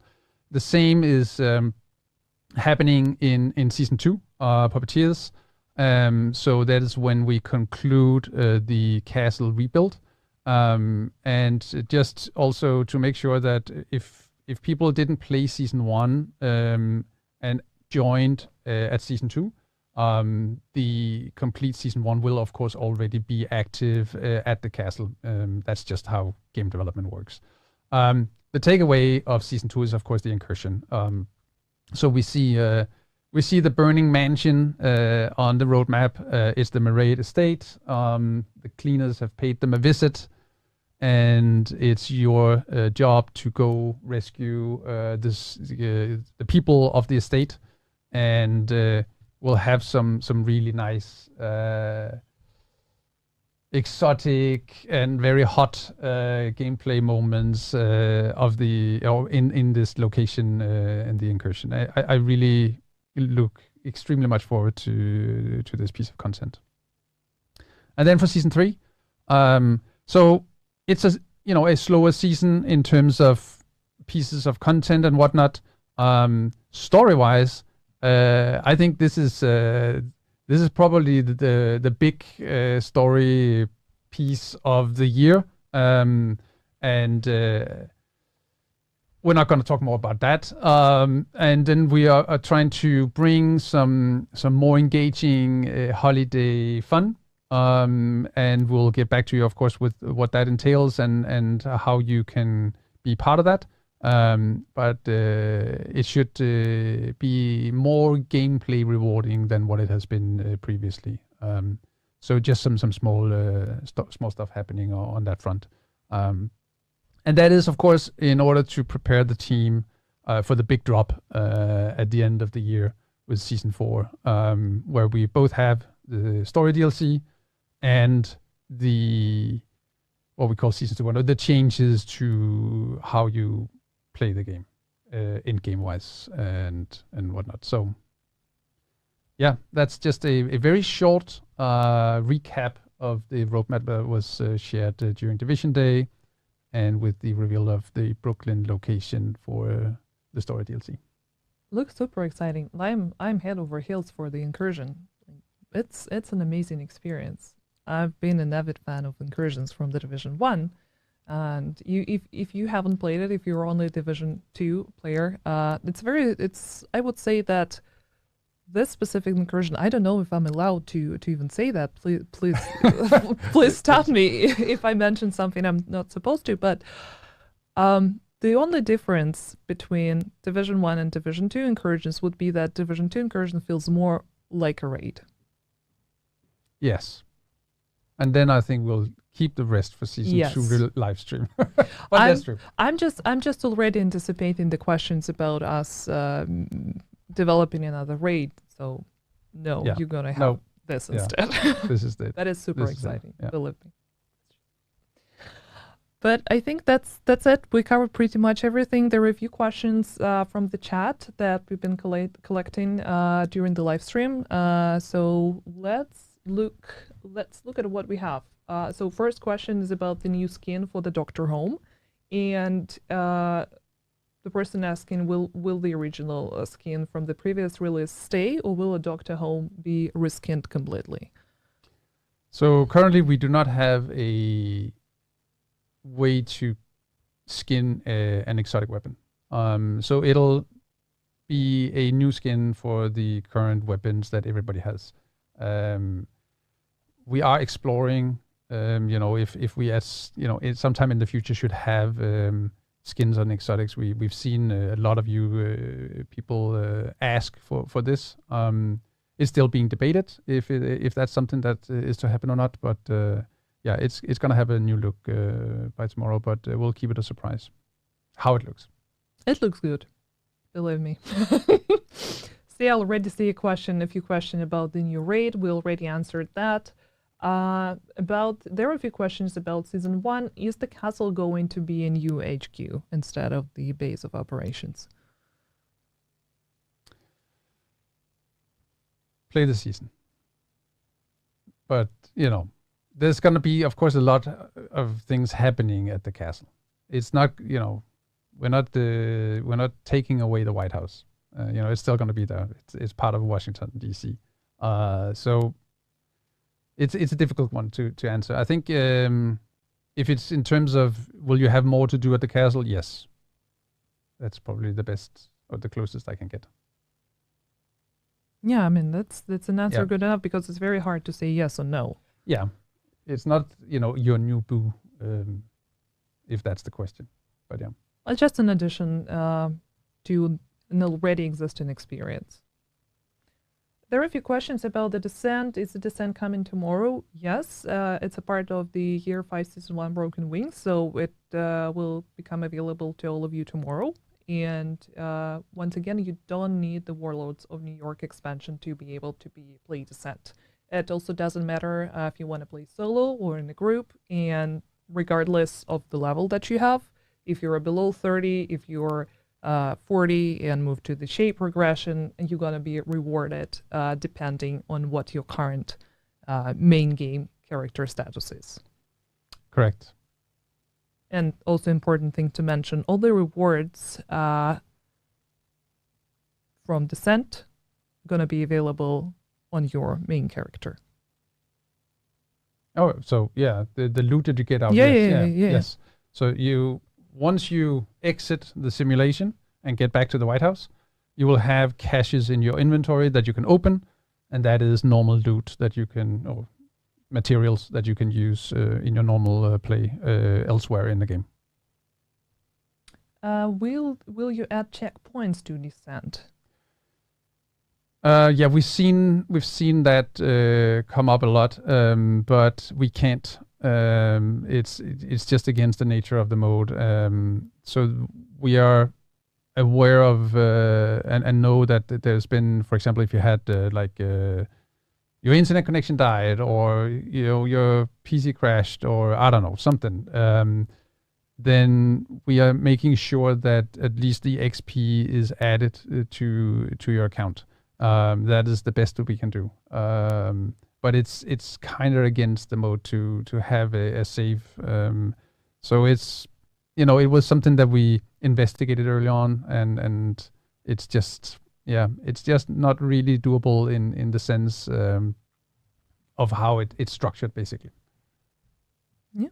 Absolutely. And talking about XP, by the way, I just want to mention one quality of life that conflict is actually going to get an XP buff to shade progression. It has its own XP inside conflict that awards you caches and whatnot, but we are, transferring a mathematically system into, your shade progression so you actually can feel rewarded. So please also do give us feedback on that once it goes live tomorrow, so we can make sure that it's adjusted correctly. We hope that at least it feels much better than what it is today. So that should be good. And one last question about Descent: is there any plans to add more unique or exclusive talents to the mode? Not currently, but again, we want to revisit a Descent at a later date. But right now the team is all hands on the DLC and the in-game changes. So we'll see. But yeah, it's a good suggestion, and it's something that we've also been discussing. How much should we do about it in potential new years of content. Yeah. Don't see any more questions about Descent. Okay, let's move to Incursion. Would it be possible to play Incursion solo? You can try. No. But just no. It's very, very tough. It's just, yeah. But we'll show you when we get there. Let's get through season 1 and all the good stuff in here, which can be played solo. And then we'll take that at the other side of the summer. So, any chance to get a new global event? From what I know, there are no such plans, at least for now. No, and again, it's tied into the changes that we want to bring by the end of year 5. So it wouldn't really make sense to invest the time in making new global events now. But yeah, more on that later in year 5. And yeah, talking about roadmap, of course, there were a few questions about season 2.0, but as we mentioned, we cannot really discuss it right now, since we have 3 more seasons before it's even a reality. But once there is more information to share to give you a glimpse into how this new system gonna work and look like, we're absolutely gonna share it. And let's wait a little bit. Will there be a New York DZ? I assume that's a question for the DLC, probably. Yeah, no. I can't talk about that, a distant future, what's going to happen, but, right now we're focused on the roadmap that we've presented to you guys, and then we'll see, what comes after that, if any. It's so far into the future right now, so I think, as you just said, let's take one season at a time and then get back to you guys. Oh, there is another question then, if it's possible for us to add the Dark Zone exclusive blueprints to Descent. It's an interesting question. I think they might be, but I can't recall. So it's the gear set, I guess, and the Dark Winter, and what else could it be? Yeah, there's a couple of items. I can't recall if they're on the list. I think they might actually be, but we'll have to play it, I guess. I mean, 100% confirmed that there are going to be blueprints from the previous seasons available through reconstructed caches. Yes. But yes. Yeah,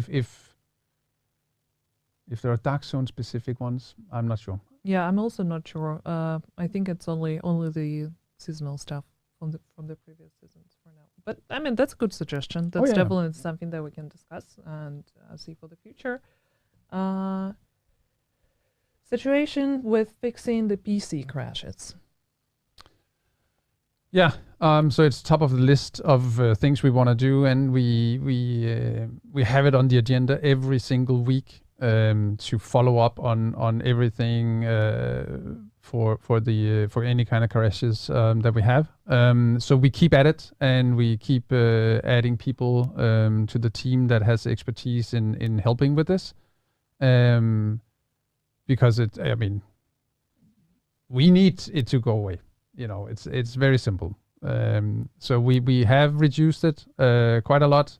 But again, then it's PC. We saw a Windows update that suddenly introduced the crashes, and then we need to start working on that. And that's just how it works on PC.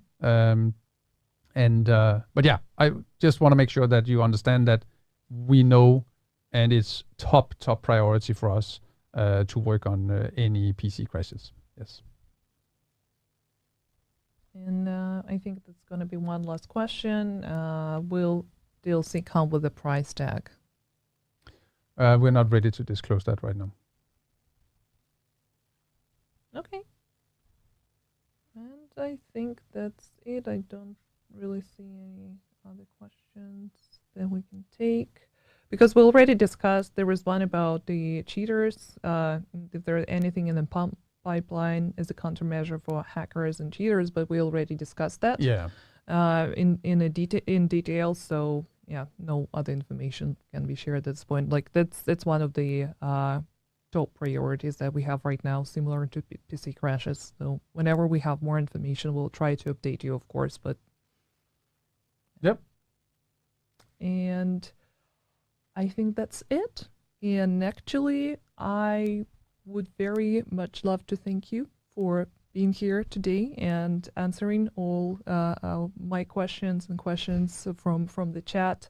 I'm super excited for Broken Wings. It will become available to you tomorrow, right after the maintenance. We'll post all the details about the maintenance, the patch notes after the live stream. So keep an eye on our social media and on our website if you want to see more details. And we will be waiting for you tomorrow in Washington, D.C. Yep. Thank you. Thank you so much. See you. Bye.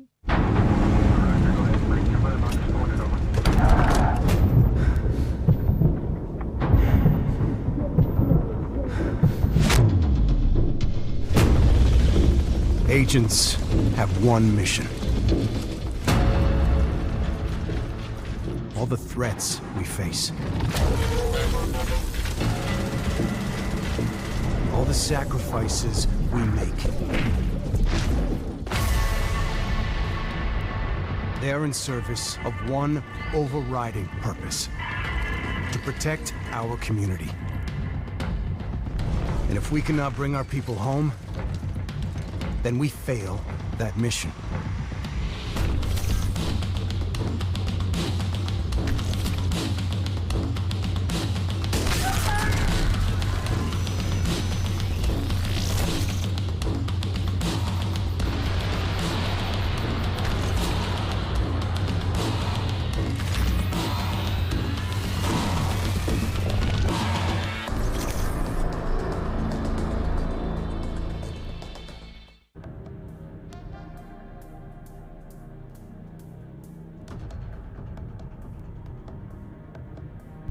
All right. Okay. Can everyone hear me? Can everybody hear me? What are they doing right now? They about to play the trailer again? Oh, they are. Agents have... Nah, I'm not doing the trailer again.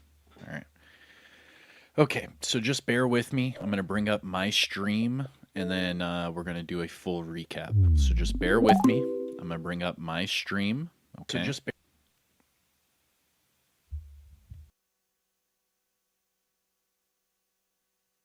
bear with me. I'm going to bring...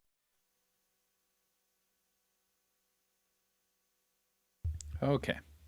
So let's, yo, was that really an hour long? Dude, no way that was an hour long. Hold on. It was. Wow, that was a full hour, people. Wow, that was a full hour special report. We usually only get like 20, maybe 30 minutes. What? Okay. So let's start. We're going to do a full deep dive into everything, okay? I'm going to skip over their BS, and then we're just going to focus on the good stuff, all right? So I hope you enjoy. Here we go. Hello, everyone, and welcome back to Special Report. My name is Daria Ilina. I'm the community developer for the Division 2, and today with me is our product director, Morten Reiberg. Hello, Morten. Hello, Daria. Hello, everybody. So, first season of Year 5. Yep.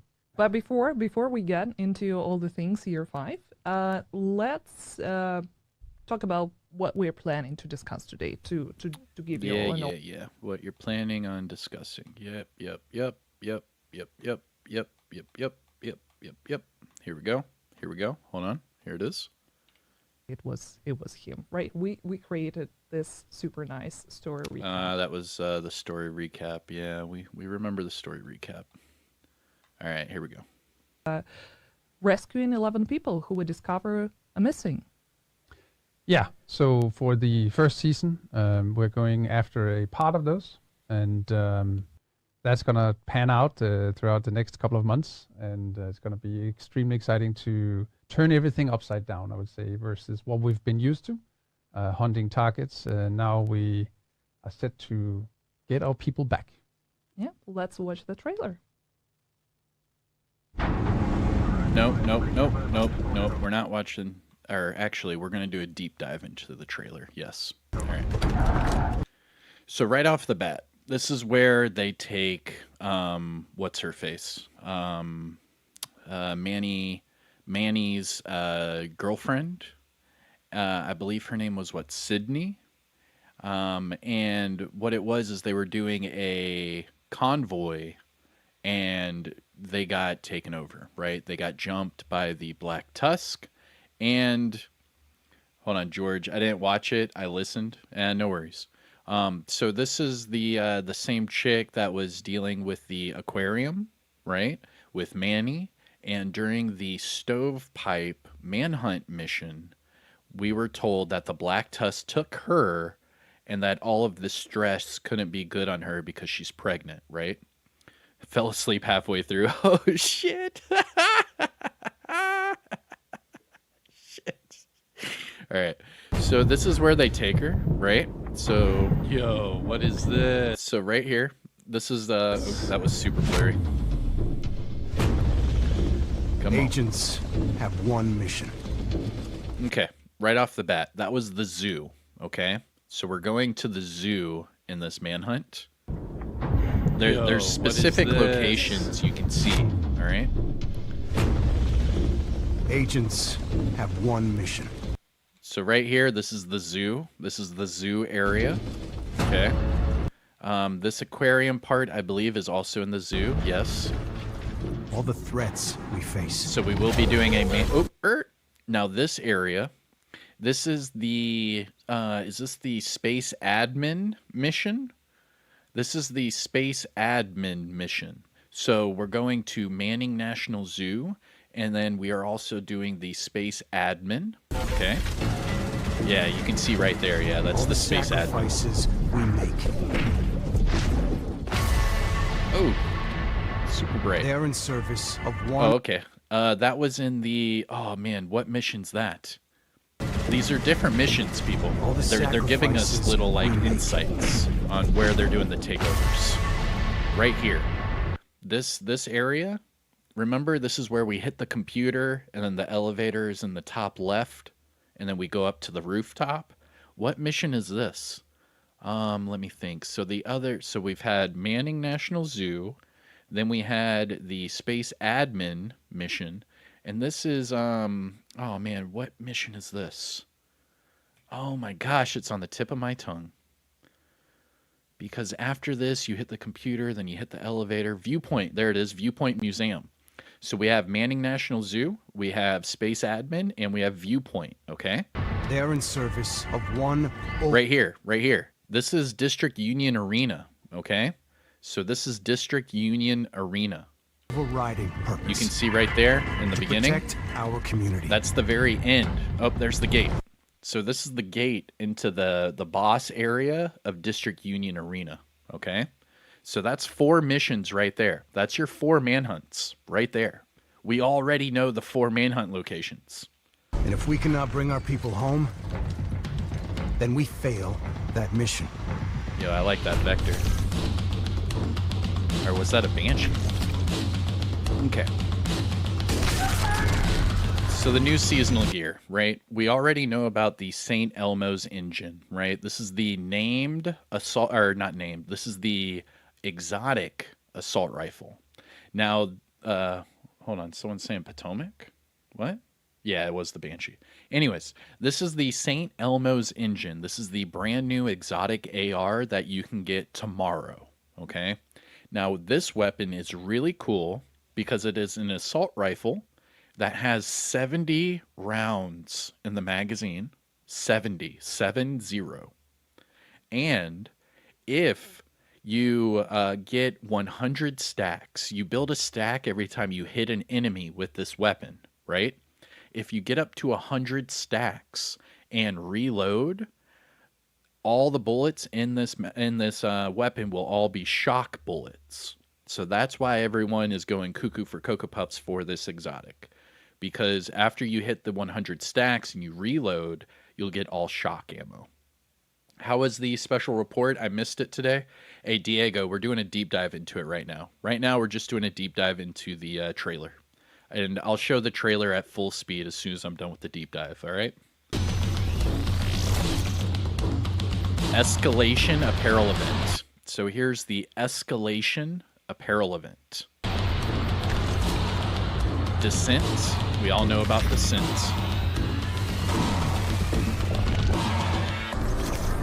And that's year 5. Okay.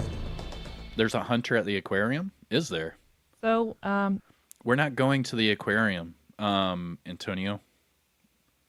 That was Manning National Zoo. That wasn't the aquarium classified assignment. That was Manning National Zoo.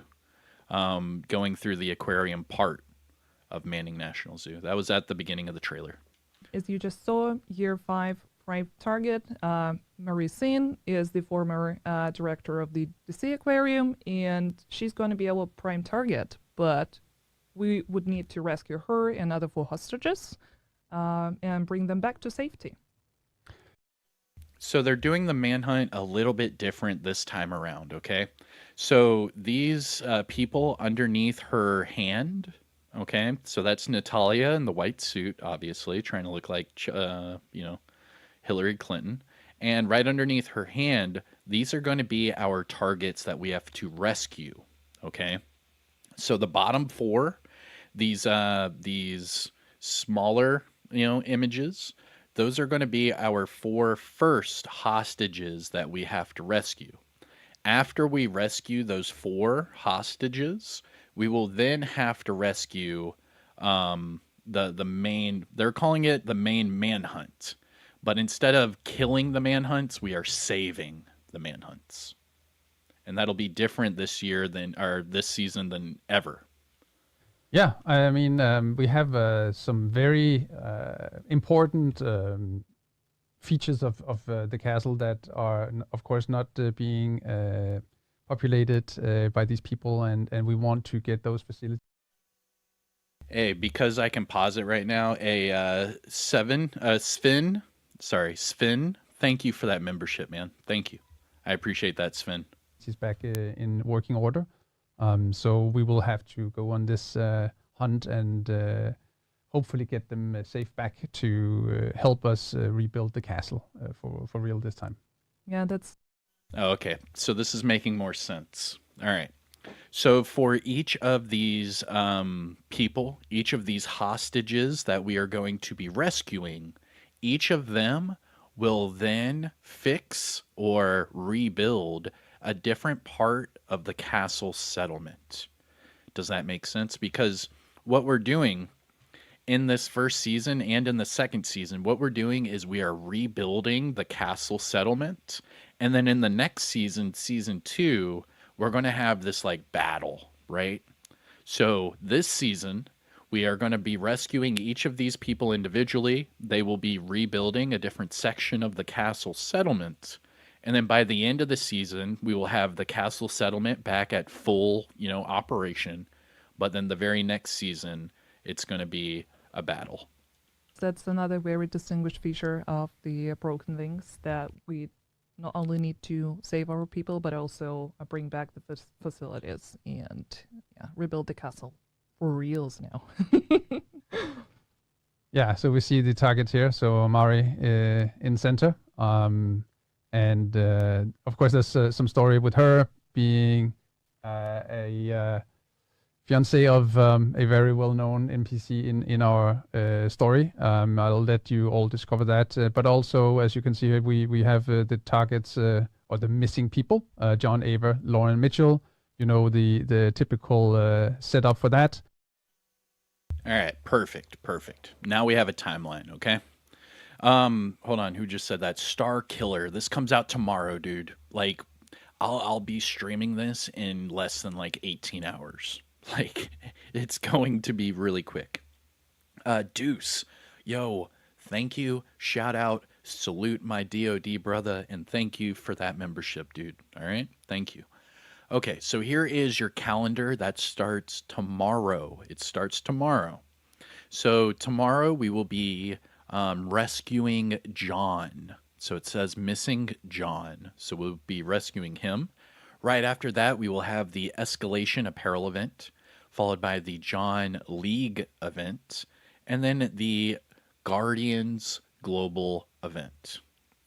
Now that will be the next 2 weeks. After that, we will be rescuing Ava.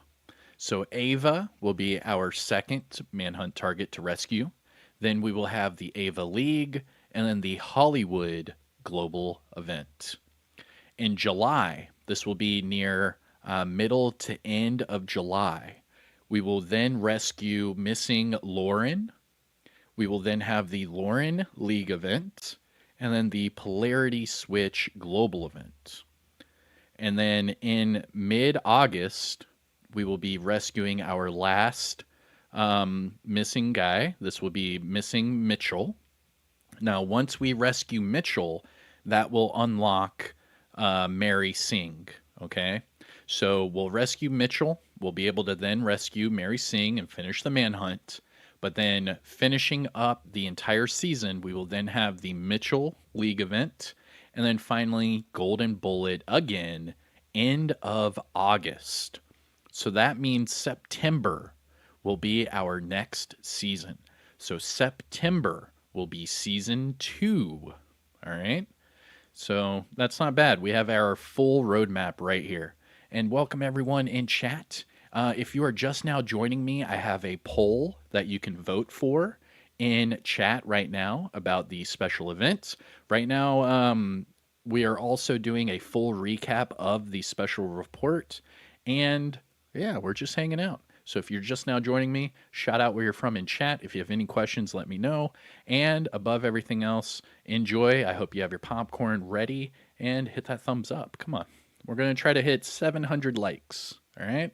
We're getting close. So if you haven't already, hit the thumbs up, support the channel. And let's move on, shall we? Here we go. But of course, with them being friendlies, everything is also going to look a bit different in the UI. It's just, trying to really play into the new fantasy of the season, being a friendly manhunt, if you could say, use that kind of word. And then, of course, the apparel event that I think we are getting into in a bit. Yeah. We'll definitely show you some snapshots of it later. But yeah, let's talk about Castle a little bit. I think it's one of the things that a lot of our players are mostly interested in. Yo, Old Dog 69 coming in with that membership. Thank you for becoming a member. I appreciate you, and salute the support. Old Dog 69. Thank you for that. Thank you. So, what you can share without any major spoilers about the castle?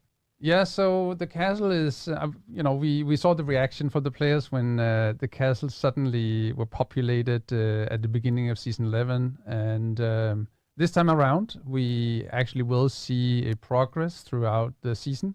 So for each target that you, or hostage that you get back, one of the facilities of the castle will be opened up. So we have a real progression sensation for the player to feel throughout season 1 here, Broken Wings.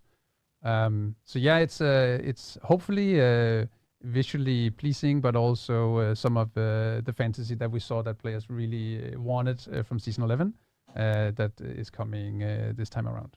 Yeah, I know that it's been sitting there forever, basically untouched, and a lot of people have been asking questions like what's going to happen with this specific settlement. So here's your answer.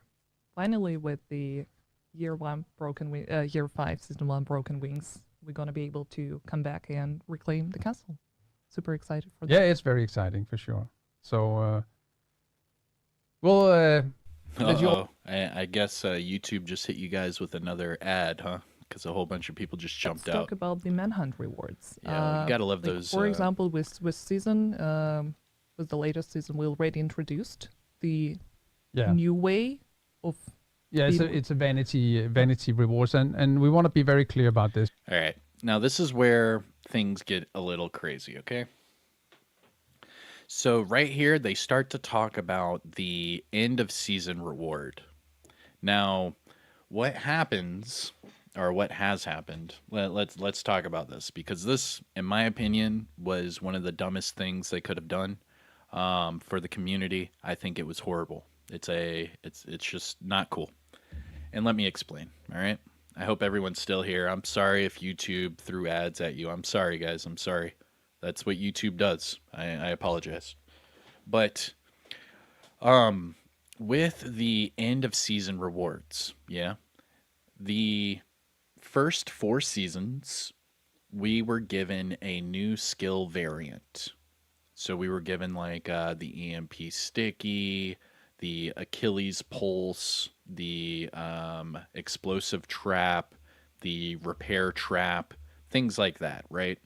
So those were our normal end of season reward. You do all of your manhunt, you get a new skill. However, after Warlords of New York, that development team moved on to other products, whether it be Avatar, Star Wars, what have you. This development team started with year 4. So they started last year, this development team. Since this team has come into office, or whatever you want to call it, our reward went from a new skill every season with 3 exotics in the reward track for the season. So we were given 3 new exotics and a new skill every season for 4 seasons straight. Okay. When this development team came into play, we only were receiving 2 exotics in the reward track and 1 exotic at the end of the manhunt with no new skills, right? So right there, we already got a drop in rewards. Instead of getting a new skill every season, we're now just spreading out the exotics, right? After that, they had the problem with the blue screen. They had the problem with the Doctor Home. and then they decided to stop doing exotics at the end of the Manhunt.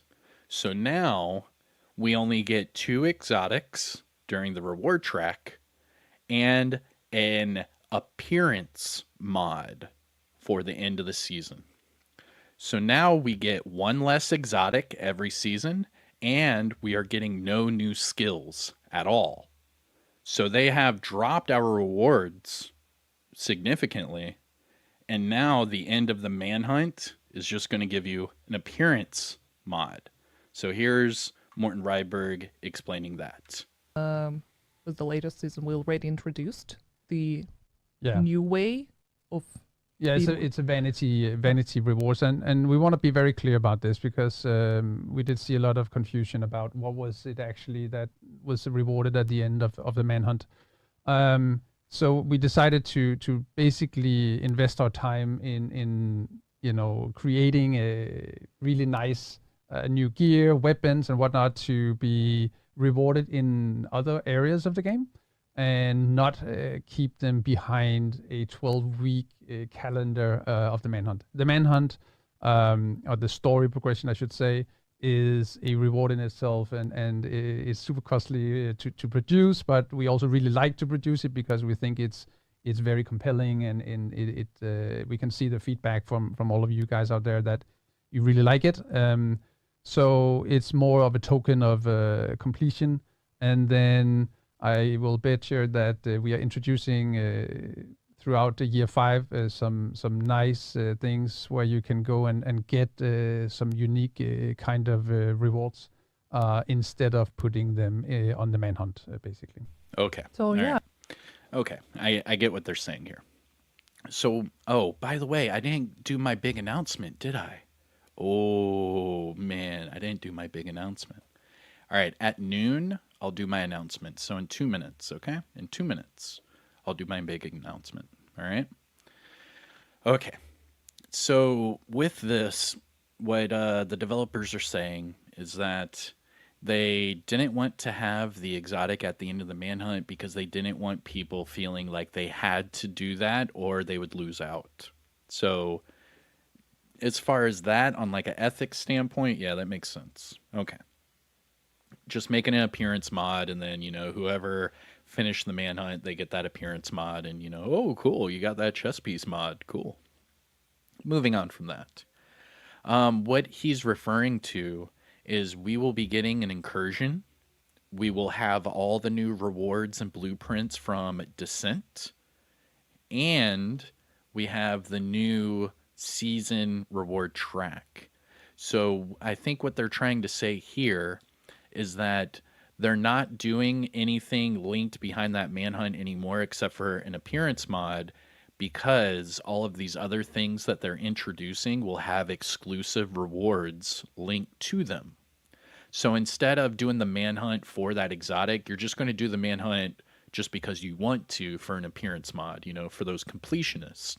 However, all of the exclusive stuff, like in the Descent game mode and in the upcoming incursion, that's going to be the ish that we want. You know what I mean? Okay. Now, Division 3 being announced shortly after that DLC drop. Oh, yeah. 1,000,000%. Come on. 1,000%. Because by the time that DLC comes out, we're going to have Resurgence in full swing. We're going to have Heartland in full swing. And we'll have the Division 2 with a brand new DLC. Of course, they're going to announce the Division 3. I mean, that is just a guaranteed item that we just don't know when they're going to do it. But of course, they will do it. All right. Announcement time. You guys ready? All right. Here we go. Where's the drum roll? Drum roll, please.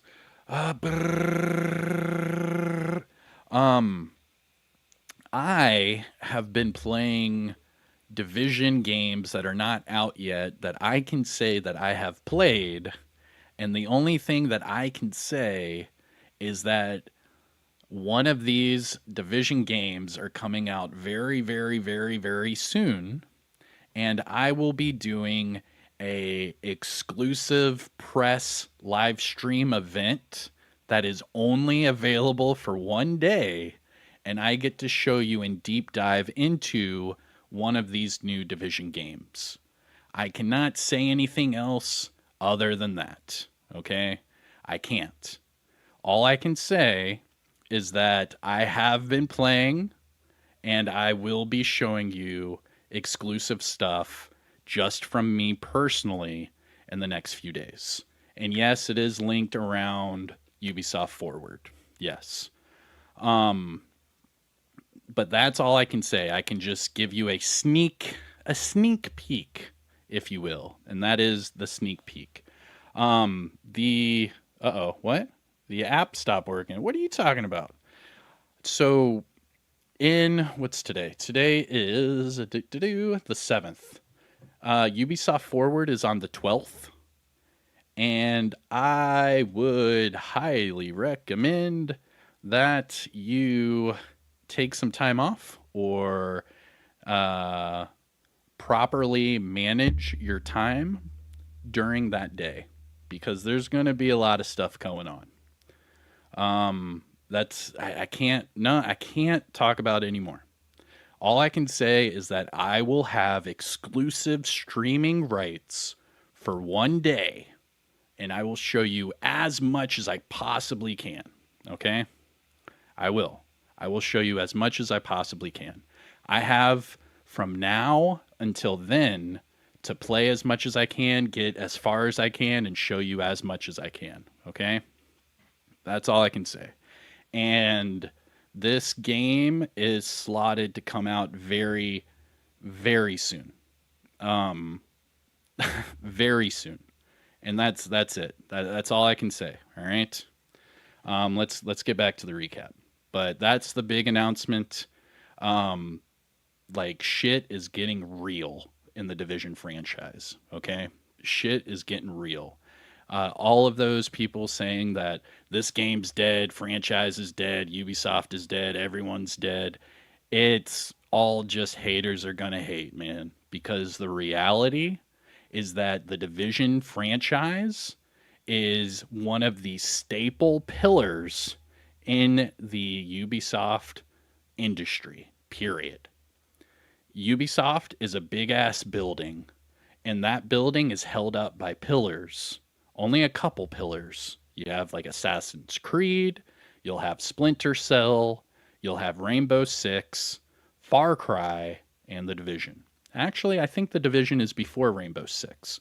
I understand Siege is like a worldwide phenomenon, but you have to remember that Tom Clancy's The Division is still their biggest franchise hit just from the very first game.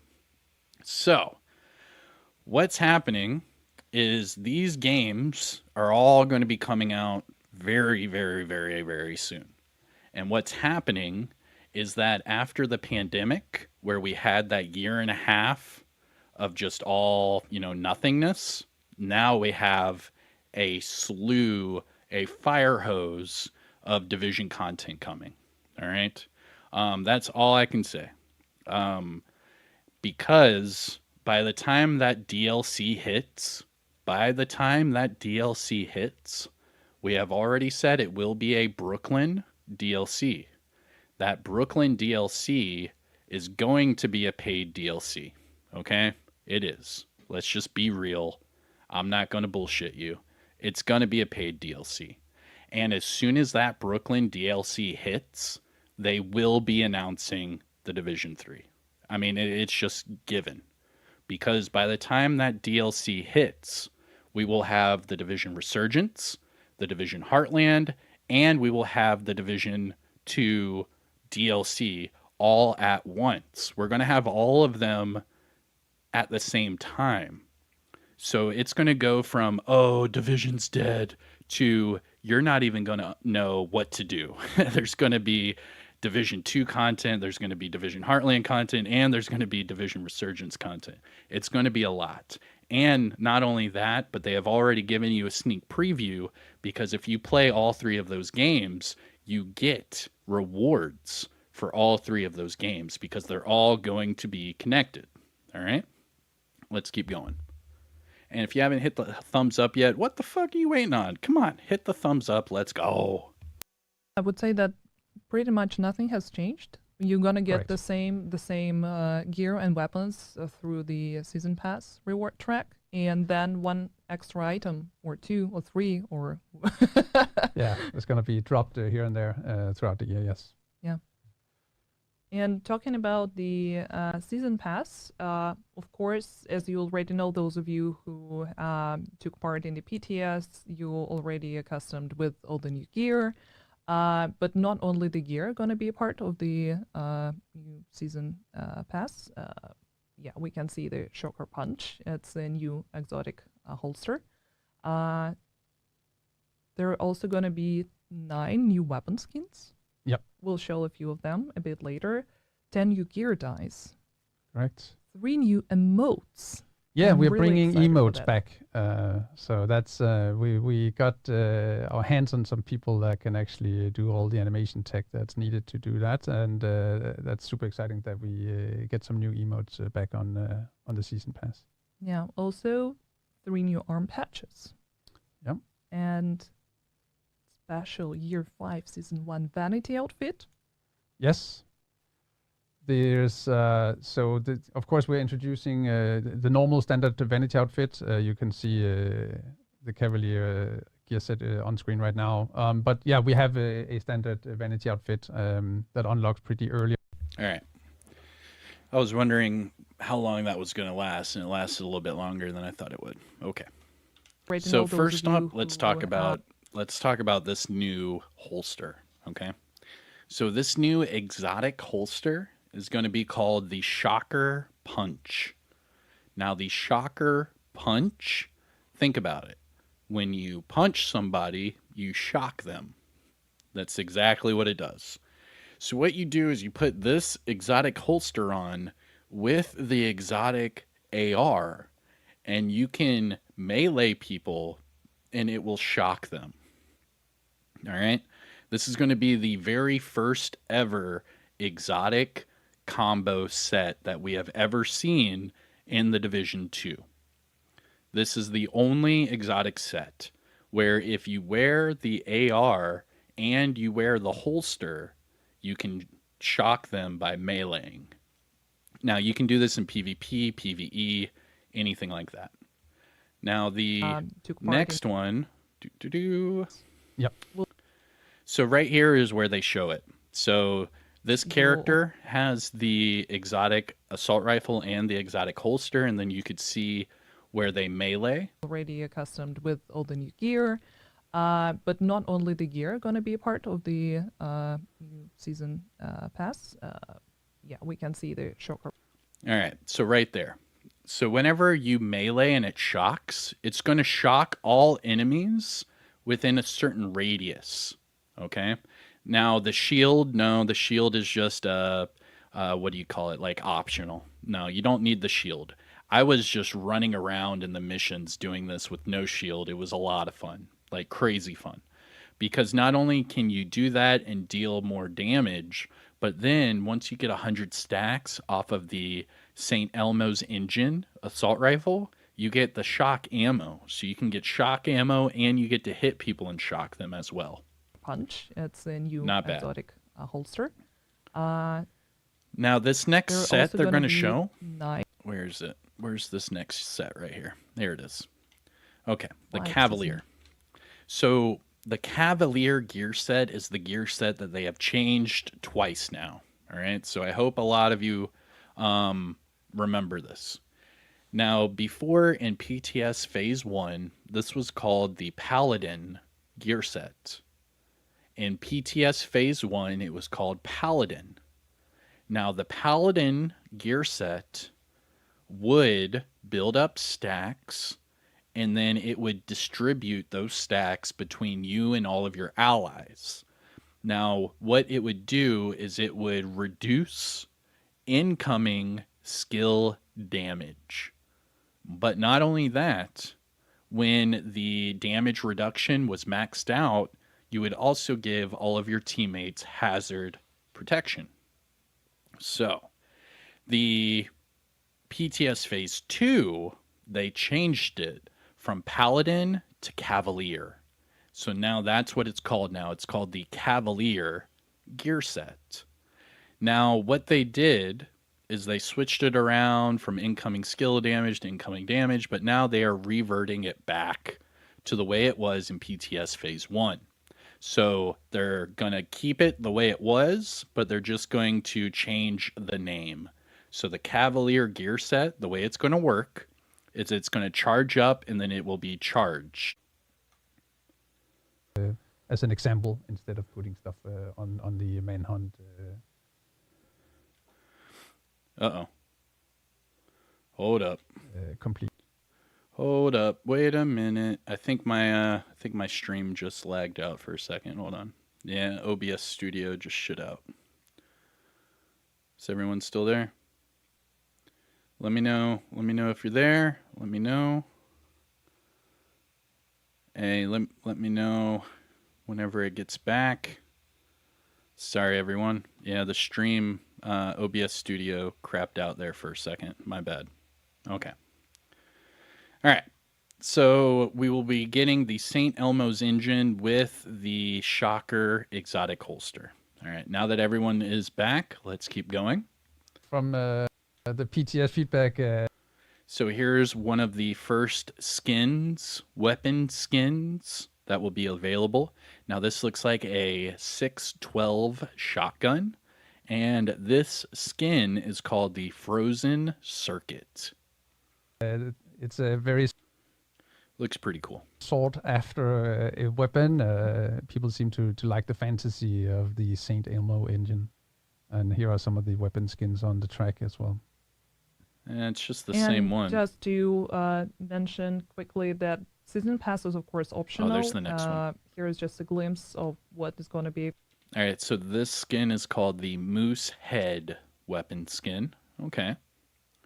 Hey, thanks for still being here. Ronnie, Last Man, Rude Boy, Rules, Bucky's Friend, Nick, Nocturnal, Tyron. Hey, thank you for still being here. I appreciate you. Hey, Dirty Diesel, I see you. Available. There is 100 items. You can Moose get Head through, weapon skin. progressing, and a new helmet available as the final level 100 reward. That's something I mentioned. what's this Sorry, but This one is called the Gilded Cage. Is it just me, or did it look like it was gold? yeah, it's available in the looks game like a store gold weapon for skin. $9.99. Kind of. It's completely optional. And Interesting. Yeah. Oh, there we go. Oh, it is. It's like a black chrome and gold. Yo, that is sick. But what weapon is that? Is that the M16A2? Interesting. Very interesting. Yeah, the AR will be in the season pass. Yes. It's also available through Ubisoft Plus to Ubisoft Plus subscribers. Ooh, look at this one. This one's called Paisley. So it's a Paisley print, but it's red. It's like a red chrome. And yeah, here we see. Interesting. Nice. That one looks pretty nice. But what? These are all on Yeah, very some specific last weapons. skins I really we love have. that one. And Oop, what's this one? The side by side. Yo, that one looks sick. The texture on it almost looks like old Victorian like wallpaper. Very cool. Side by side weapon skin is what this one is. I think we're just gonna ramp Oh, that's this sick, the part off texture with on it. the Splinter Cell. Here it is. All right, and then yes, during the season, right? This is a season apparel outfit, and this is going to be Sam Fisher. They are bringing back Splinter Cell. Outfit that will be also part of the premium pass. Yeah. All right, cool. But talking about vanity, there is one April event that's going to be a part of this season called Escalation. Escalation apparel event. So we are only getting one apparel event for the season. The Splinter Cell outfit will be a part of the actual season reward. Yes, Escalation apparel event. So this one is inspired by Shade Tech and Black Tusk. So we, Palace team and Palace especially had this fantasy of, all right, how would the Shade inspired part of a, the Black Tusk are very evolved and have a lot of tech at their disposal, and how would that be if it looked, from a Shade Tech perspective? So that's kind of the fantasy behind this, and we have a few of the. All right, so here are the new masks. Here are the 3 new outfits for the Escalation apparel event. They're saying it's going to be more tactical and more focused on the, SHD tech. The outfits you can see here. Again, there are some visual effects that are not super easy to show on a still image, so you'll have to wait to see those in game. But I think it's a really nice looking set of outfits that is a part of the Escalation event. Yeah, and here is a preview of some of them created by our. So this is the Dune or Dun, right? Dun. I'm gonna say Dun. This is the Dun set outfit of outfits that is a part of the Escalation event. Yeah, and here is a preview of some of them created by our content here at Massive. Hello, George. So just to mention that apparel event is dropping very soon, this month to be precise. The back of his helmet says WTF. I love it. This is sick. The final date will be revealed. Yeah, a bit later. So it's later in June. Yeah. Yeah, and just a reminder for everyone that the apparel caches can be earned from 3 sources. 1 free key will be granted to all the players. Another source is shade leveling, 1 key for every 4 shade levels, and direct purchase with premium credits. And if you're... What's this one? This one's the Ward outfit. This is coming out tomorrow. Is it worth coming back? Fuck yeah, dude. Yeah, 1,000,000%. 1,000,000%. First season pass owner, you will be granted 3 extra keys. So yeah, don't miss a chance. We'll make an announcement soon. Yep. And I think it's a very neat looking apparel event. We hope you like it. We do at least. Yeah, I know that a lot of players are fans of tactical looking gear, and I mean Johnson. It's one of the outfits created after one of the characters that we have on the key art, right? Yo, what are those glasses? It might be. I haven't crazy. spoken to Palace specific. So that's looking like 5 new outfits. And they said it's going to be coming very soon this month. So I would probably say probably next week. About each of the sets, but yeah, I mean, they are like semi-tactical. It's very techy, I would say. And I'm pretty sure that a lot of players gonna, if not finding the complete outfits, as we know that people like to mix and match and create their own look and style. And I'm pretty sure there are some pieces in here that will be used quite heavily moving forward. And would go very well with a Splinter Cell outfit. Also that, yes. I just love this hat to the right here. Yeah, the hat is super nice. Okay, that's... I think we actually talked pretty much about everything concerning Year 5 Season 1 Broken Wings. And of course, apart from that, there were more updates and more things that we wanted to discuss and announce.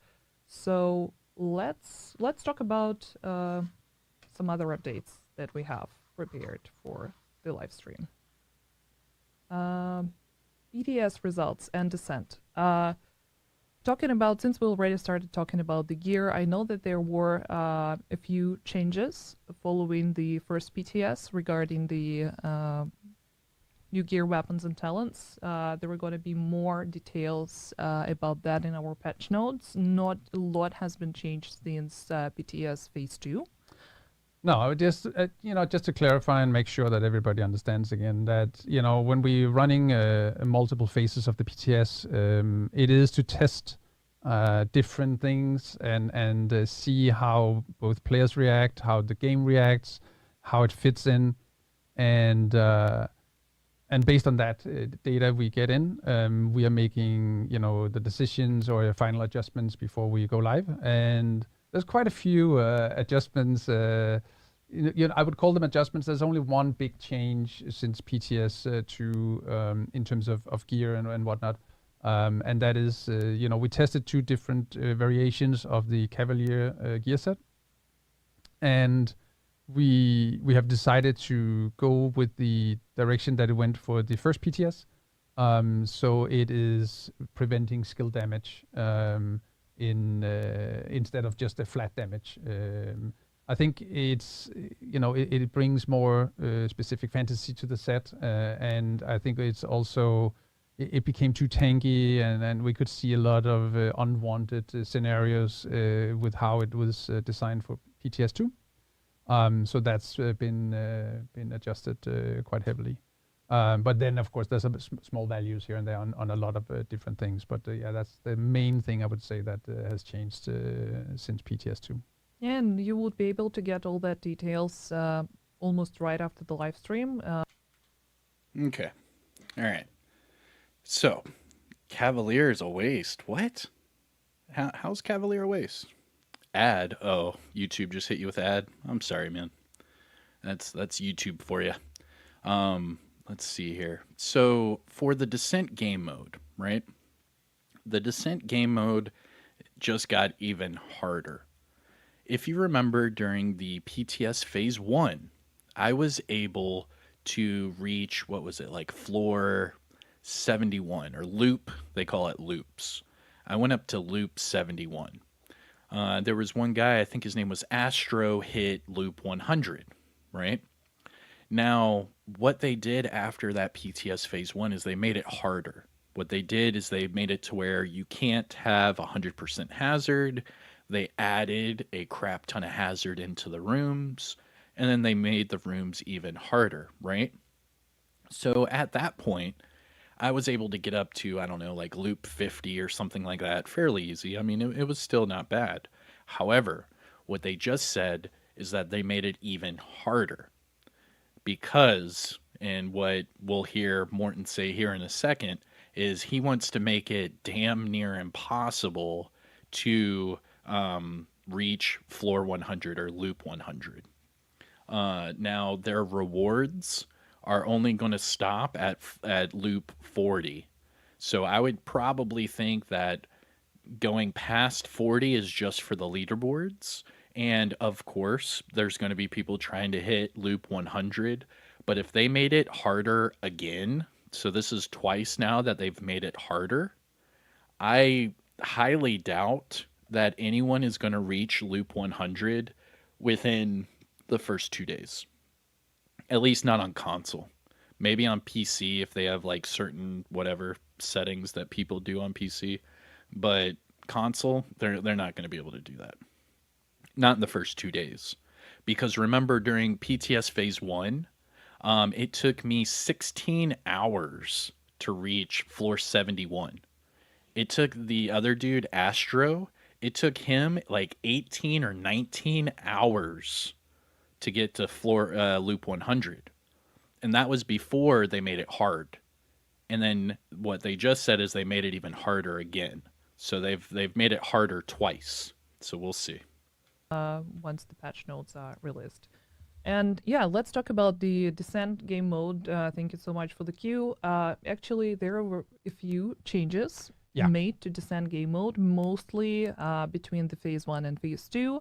And that is something that we already outlined in the PTS patch notes, but for a wider audience, since not everyone can take part in the PTS or owns only a console, I just want to make sure that these are the changes that we made following the first phase and a few user tests that we ran for Descent. So, for example, there were multiple feedback and people asking about the Nemesis difficulty being increased. Yeah, Nemesis has been adjusted again. Yeah. I think on a grander scale on Descent, there are the big concern about difficulty. And we're looking at the game mode in the sense that we want people and players to be able to at least get to the Nemesis fight. They might struggle or not on the actual Nemesis fight, which is fine. If you continue after the Nemesis, that's a different type of player, I would say, and something that we let you decide as a player if you want to push for, leaderboard and whatnot. And that progression after the Nemesis, we have adjusted since PTS2 as well. Actually, with quite a lot of changes. I think I got like 2 pages of lines of adjustments to make sure that we get that sensation correct, that it becomes more and more impossible to progress, basically. But we also heard you in terms of rewards and how that is done. And that has also been given a big overhaul. So there is, of course, the XP that you gain from finishing the game mode. But I can also. All right. Let's see here. I believe they skip into it and show the rewards. Okay, so let's talk about that. Here it is. Who have no. Okay, so these are the rewards for Descent. For everyone asking about the rewards, here we go. Now, this is based off of how many loops you reach in the Descent game mode. And it only goes up to 40. So after level 40 or loop 40, the rewards are the same. Now, it shows between loop 1 to 29, you'll get a proficiency cache, a standard cache, specialized, and superior items. So that's like up to like purple gear. For crafting materials, you'll get weapon crafting caches, gear crafting caches, recalibration crafting caches, and crafting material caches. That's a lot of caches. Now, after that, you can get an exotic cache. Now, it specifically says there, excludes raid exotics. Excludes. Now, how many of you just read includes? How many of you just read includes? Because it says excludes. That means no, it's not. Okay? Exclude means no. Include means yes. Now, it also says that we will get a new simulation cache. Now, this new simulation cache is a little different. Now, it says between loops 30 to 39, we'll get a simulation cache that contains superior and high-end items. But at loop 40, our simulation caches will now contain high-end items with a 15% chance of getting gear sets and named items. But that's not it. Because remember, they are also giving us named item blueprints. And that is brand new, never before seen in the game. We will be getting named item blueprints from Descent. So like the Zero Fs, the Punch Drunk, Fox's Prayer, the Contractor's Gloves, anything like that. Now, this is what they had to say. Reached level 40 would go towards your main game progression. And same if you're already a level 40 player and move on to Shade Level Watch progression path, that's the XP that's going to go there. And of course, it would also help with the seasonal XP. If you're a season pass owner, that would also add to the seasonal reward track. Absolutely. Anything XP is, progressing your season pass. So it's just not a separate activity, completely detached from the rest. No, but it's also, game. it's extremely important that we find something that is different from other game modes. And I think now we have the summit that has legendary difficulty and a unique drop with the bighorn. We have the countdown game mode that is like the loot pinata, I would say. And now we have the descent game mode, which is to grind those specific caches and name the blueprints as part of that experience for sure. On top of leaderboards and just having fun in a 4-man group. Yeah. Yeah, and since your XP gains would go toward whatever you are doing in the main game at the moment, that's, a perfect opportunity for both veteran and new players to. Yeah, and we will revisit later in year 5 what we're keeping an eye on the descent game mode and other game modes that we have to see if we should potentially add more things to be featured in those. Yeah, and just a quick reminder, if you don't know what the descent game mode is, it's 1 to 4 new game mode available for everyone. You don't need to be a Warlords of New York owner. You can just play it straight away. It doesn't matter what level do you have.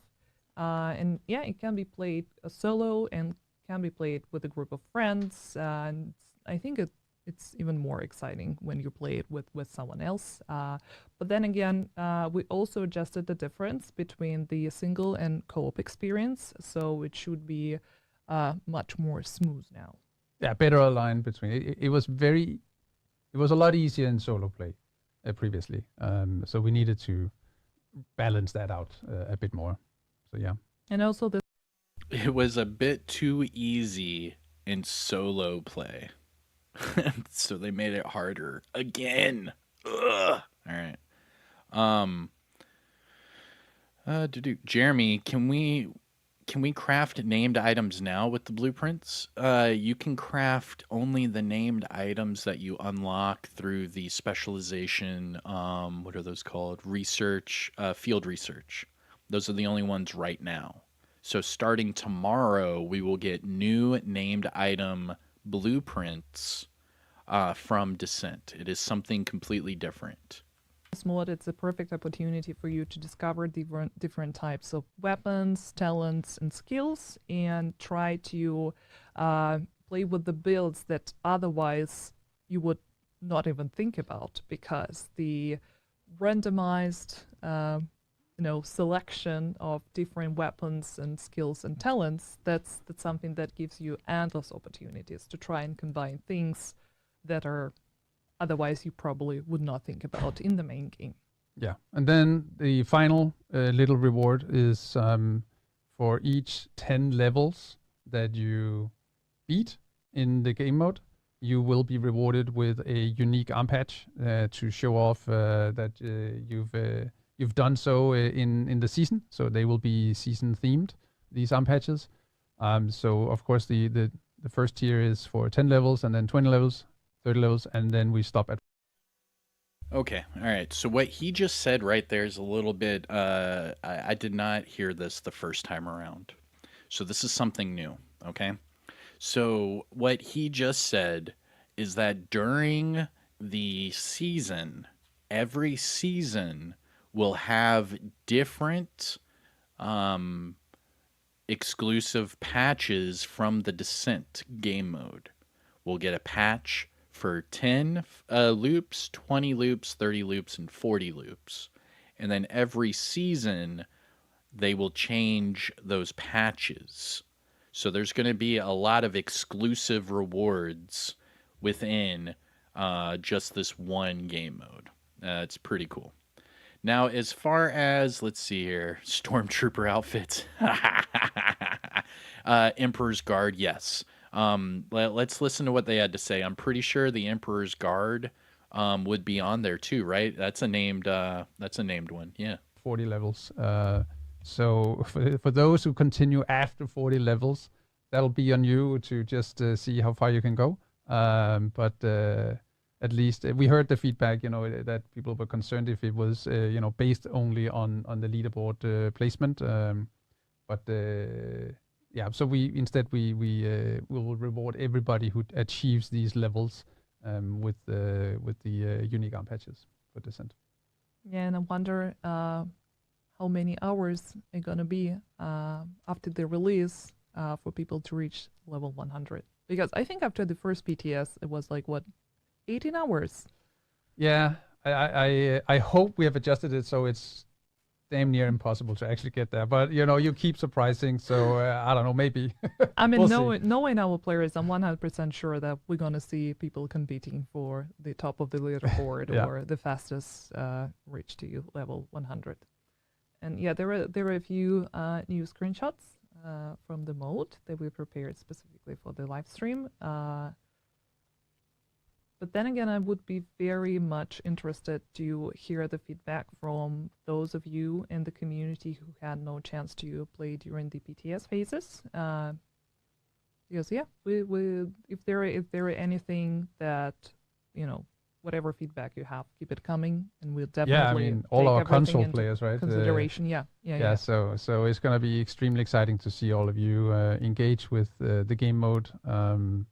It is only a small percentage of our player base that actually do download the PTS and play that. So suddenly having hundreds of thousands of players, actually millions of players to enjoy the game mode is a very different experience and size. This guy just said millions of players. Bullshit. This guy right here. All right, I'm gonna rewind you, this. This in- was stupid. What he just said was dumb. I understand that the Division 2 just hit 20 million players total, but that's how many accounts were made total. Him trying to say that a million people are going to play Descent tomorrow is ridiculously fabricating the truth. Ridiculously. This guy has not seen a million concurrent players on this game ever. Period. Point blank. Don't even lie to us. Now, him saying thousands of players, yes, thousands of players, correct. Because right now, roughly, there's tens of thousands that play the game every day. That's it. Tens of thousands. Now, him trying to say 100,000 people are going to play tomorrow is very optimistic. Him saying a million players, get out of here, bro. What is this? The Division 3? Come on. All right, let's keep going. Engage with the game mode. It is only a small percentage of our player base that actually do download the PTS and play that. So suddenly having hundreds of thousands of players, actually millions of players to enjoy the game mode is a very different experience and size in terms of data. So it's going to be super exciting. Yeah, and while the PTS feedback is super important for us to fine-tune things, it doesn't equal the final decision. Of course, if there are more feedback, it will be taken into account, and yeah, if there are some changes needs to be made, we're here for that. So yeah, please let us know what you're gonna think about Descent. I think it's super exciting game mode, Cool. especially since you can meet Aaron Keener, but I would not fanboy over him again. Okay, but there are some quality of life updates. I think that also important for us to talk about. The blueprints are going to be named items, all named items that are available. It doesn't matter if it's PvP or PvE. They don't care. They already came out with the named item cache that does PvP and PvE. So just assume that you're going to be able to get, like Devil's Due or the Black Friday or, the TDI card custom or the... excuse me. I'm sorry, guys. Excuse me. If you heard that, put burp in chat. I'm sorry. I've been streaming for a couple hours now, and my body is like, get up. Wants me to go touch some grass. Anyways, so the blueprints are going to be just named item blueprints. They don't do PvP exclusives anymore. They got rid of that like 2 years ago, okay? The only reason why we say PvP exclusives are because they are very hard to find outside of those named item caches, because a lot of them are PvP. exclusive. And when you say PvP exclusive, that means Dark Zone vendor, even the Countdown vendor can sell PvP exclusives. I've heard people saying they could get PvP exclusives from Countdown. So let me know if that's true or not. I'm not sure exactly. Let's keep going. And yeah, for Let's- example, Yeah, let's bring them up. No. The Hunter Killer is a Hunter exclusive. That's not a part of the named item caches. Same with the Splinter, the Shield Splinterer. Both of those are only behind the Hunters. Those are different, Parabellum. The Hunter exclusive named items are only locked behind the Hunters, period. On screen, if you can, Dory. Here we are. Yes. All right. Hold on. Who just said that? For flip's sake, the Manhunt keeps giving me the Dark Winter. The Dark Winter is a season legacy item. The Dark Winter is a season legacy item. Therefore, if you are doing a manhunt, those manhunt targets can drop season legacy items. So any named items, any gear set items from previous seasons can drop. So that's why the Dark Winter and the TDI card custom are a little different, because those were both featured in a previous season. So the Dark Winter you can actually get from a season legacy cache. So first off, the grand step.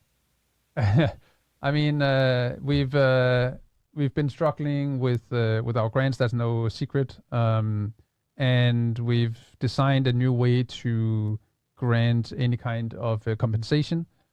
So from tomorrow, the compensations will be in the store. There will be a new tab in the store called Grants. And in there, you will find the newly skinned Dr. Home that will be available to all players from tomorrow. And you can claim that once per account. And hopefully we're done with all the issues that has been for a very few percentages of our players, but we can't live with a few percentages that are not getting the grants as they were supposed to.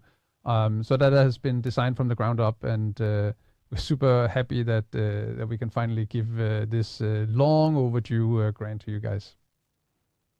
and there were a few others. I mean, that's of course not all of them. The full list will be available for you later tonight after the live stream through the patch notes. Pretty much all of them were part of the PTS Phase 2. So not much has been changed since then, but there were a lot of talks about the XP revamp. And to provide you with the answer, we prepared a special asset showcasing the values of the Yeah. yeah. On the XP revamp, so we heard the feedback, and we have Hey, you guys, they actually just posted this. Hold on. Let me show you. They just posted this. Let me show you really quick. All right, so this is on my Twitter. They just posted this on Twitter. Okay. Let me show you really quick. All right, right here. They just posted this. So this is what was supposed to be in the stream earlier. Remember, I was like, when are they going to post it? When are they going to post it? This is it. So if you have any questions, let me know. But this goes into effect tomorrow. This goes into effect tomorrow. Okay. So what you're seeing on screen right now will go into effect tomorrow. No increase to inventory or stash spaces. No. So these are all the changes to the XP. Now remember what they said is that everything got pushed up 12% on average. Okay? On average. And I can tell you right now, they got that because of this right here. This is your outlier. So they didn't bring up this during the live stream because they were probably going to get roasted, because they said that overall it was a change in plus 12%. But if you're looking at these, plus 12%, it's an outlier because this one is plus 103%.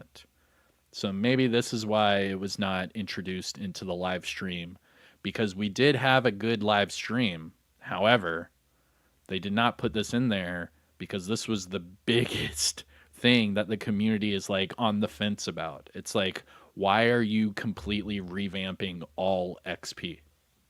And here it is. So overall, a hostage rescue got a 7% decrease. Public executions, 46 increase. Propaganda broadcast got a 38% increase. Now, if it's orange, these are buffs. If it's gray, these are nerfs. All right? Now, the elite patrols got a hella nerf. And this is after their so-called plus 12%, right? And we'll listen to what they had to say after that. So propaganda broadcast got a buff of 38%. Territory controls, resource convoys, warhound convoys, and elite patrols are all going to be nerfed. The control points at level 3, so that's a challenging control point, that's getting buffed by 17%. Blockades are now giving you more than double the XP they used to. So that's an increase of over 100%. The supply drops are going to get increased by 30%. And the elite resource convoy will be nerfed by 5%. So these are all of the XP rebalances coming out tomorrow. So these are all coming out tomorrow. Okay. And I'll probably do a video about this as well. But this is what it looks like. Any questions, anything like that? Let me know right now before I take this out. Over 50% of all the open world stuff got nerfed? Yes. But they said overall it's a 12% increase.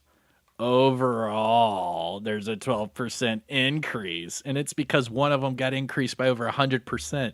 Yo, these people, they play with words so effing bad, dude. They play with words so much. So much. Anyways, all right. Any questions? I'll count down, okay? 15. 10.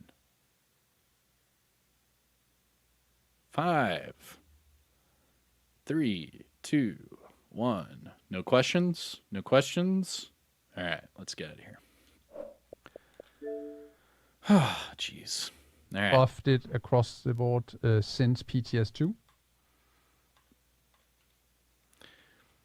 Now, after, okay, I just showed you the biggest, all of those, right? Now let's listen to what they have to say. And to provide you with the answer, we prepared a special asset showcasing the values of the... Yeah. Yeah. On the XP revamp, so we heard the feedback, and we have buffed it across the board since PTS2. So, of course, the double XP is removed, and then instead, if we're looking across at the numbers from previous and to tomorrow, we are across the board basically increasing all XP gains by 12%. Did you hear that? Did everyone just hear that? Did you hear that? Basically, we're kind of increasing everything by 12% across the board. Did you guys hear that shit? Did you hear that shit? Anyone hear that? Like, I understand, constructive criticism, but that's bullshit. Basically, we kind of increased everything by 12% across the board. Basically, we kind of increased everything by 12% across the board. Really? Really? Interesting. Okay. what gives you the most XP, it'll be heroic control points with directives. That'll be your number one go-to. Heroic control points with directives. So some of these activities in the open world will be massively buffed. I mean, they will be more than double XP than what they are today, and all those details will be in the patch notes. Now, what he just said, some of these activities will be more than doubled. It's just the one. It's just blockades. Later today. So I think it's something we're going to be tracking, and hopefully it'll feel rewarding. Basically the idea is that instead of resetting the map, playing the UI as I tend to call it, by resetting the map, finding that certain activity you want to play, fast travel, run to it, do it, and then repeat. The idea is that all activities grant the same kind of XP per hour. By the way, it's including NPC kills. And so, you will just play whatever is nearest. So I think players also need to factor that in, that the time that you spend, resetting, traveling, running is basically gone.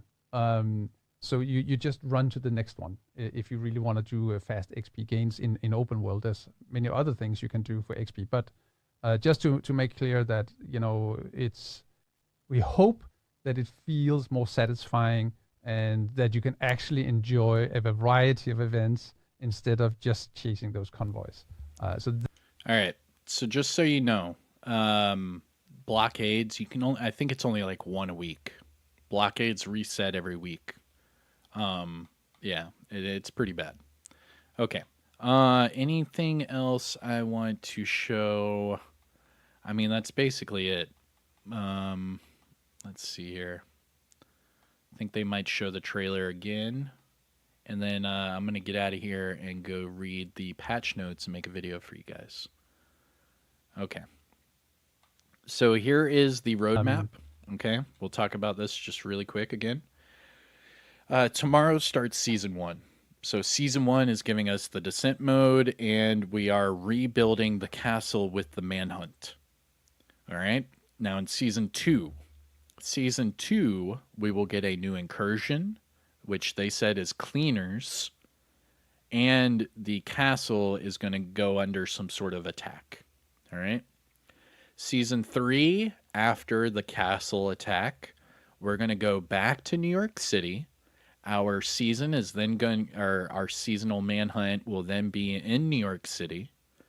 We will get a holiday event and then another apparel cache.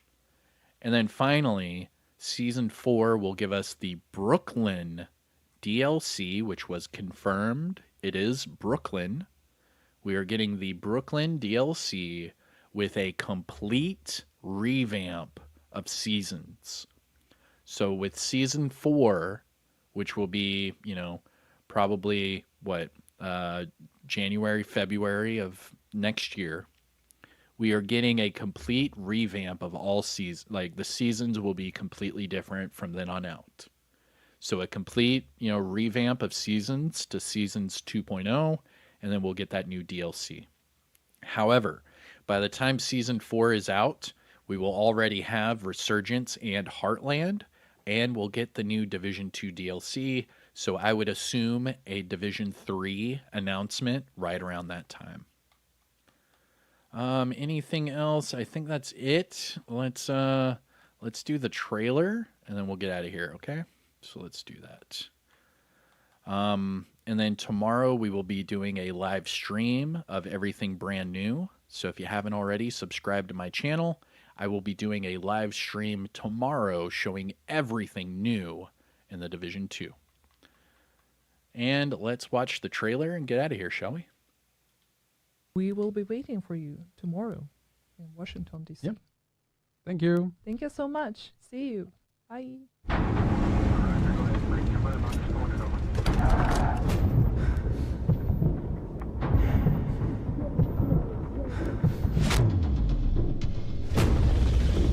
Agents have one mission. All the threats we face. All the sacrifices we make. They are in service of one overriding purpose: to protect our community. And if we cannot bring our people home, then we fail that mission.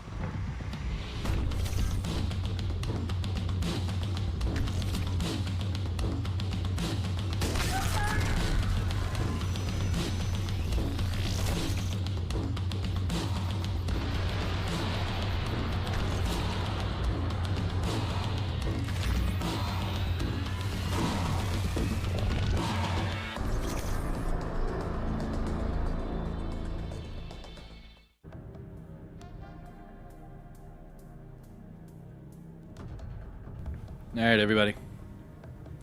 Hope you had a great time. If so, don't forget to hit that thumbs up. Thank you for watching this special report stream.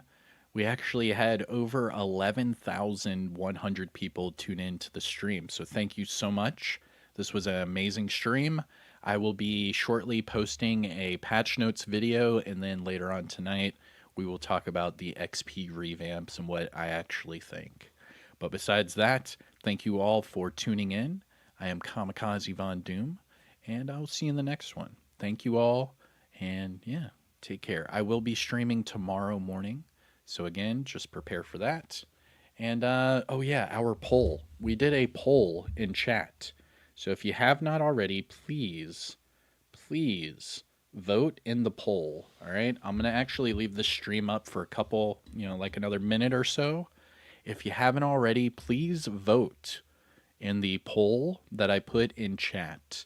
I want to gauge how everyone is feeling, and I want to talk about it in a future video. So if you haven't already, please do that vote, that poll that is in chat, and then we will get out of here. If you have any last-minute questions or anything, just let me know.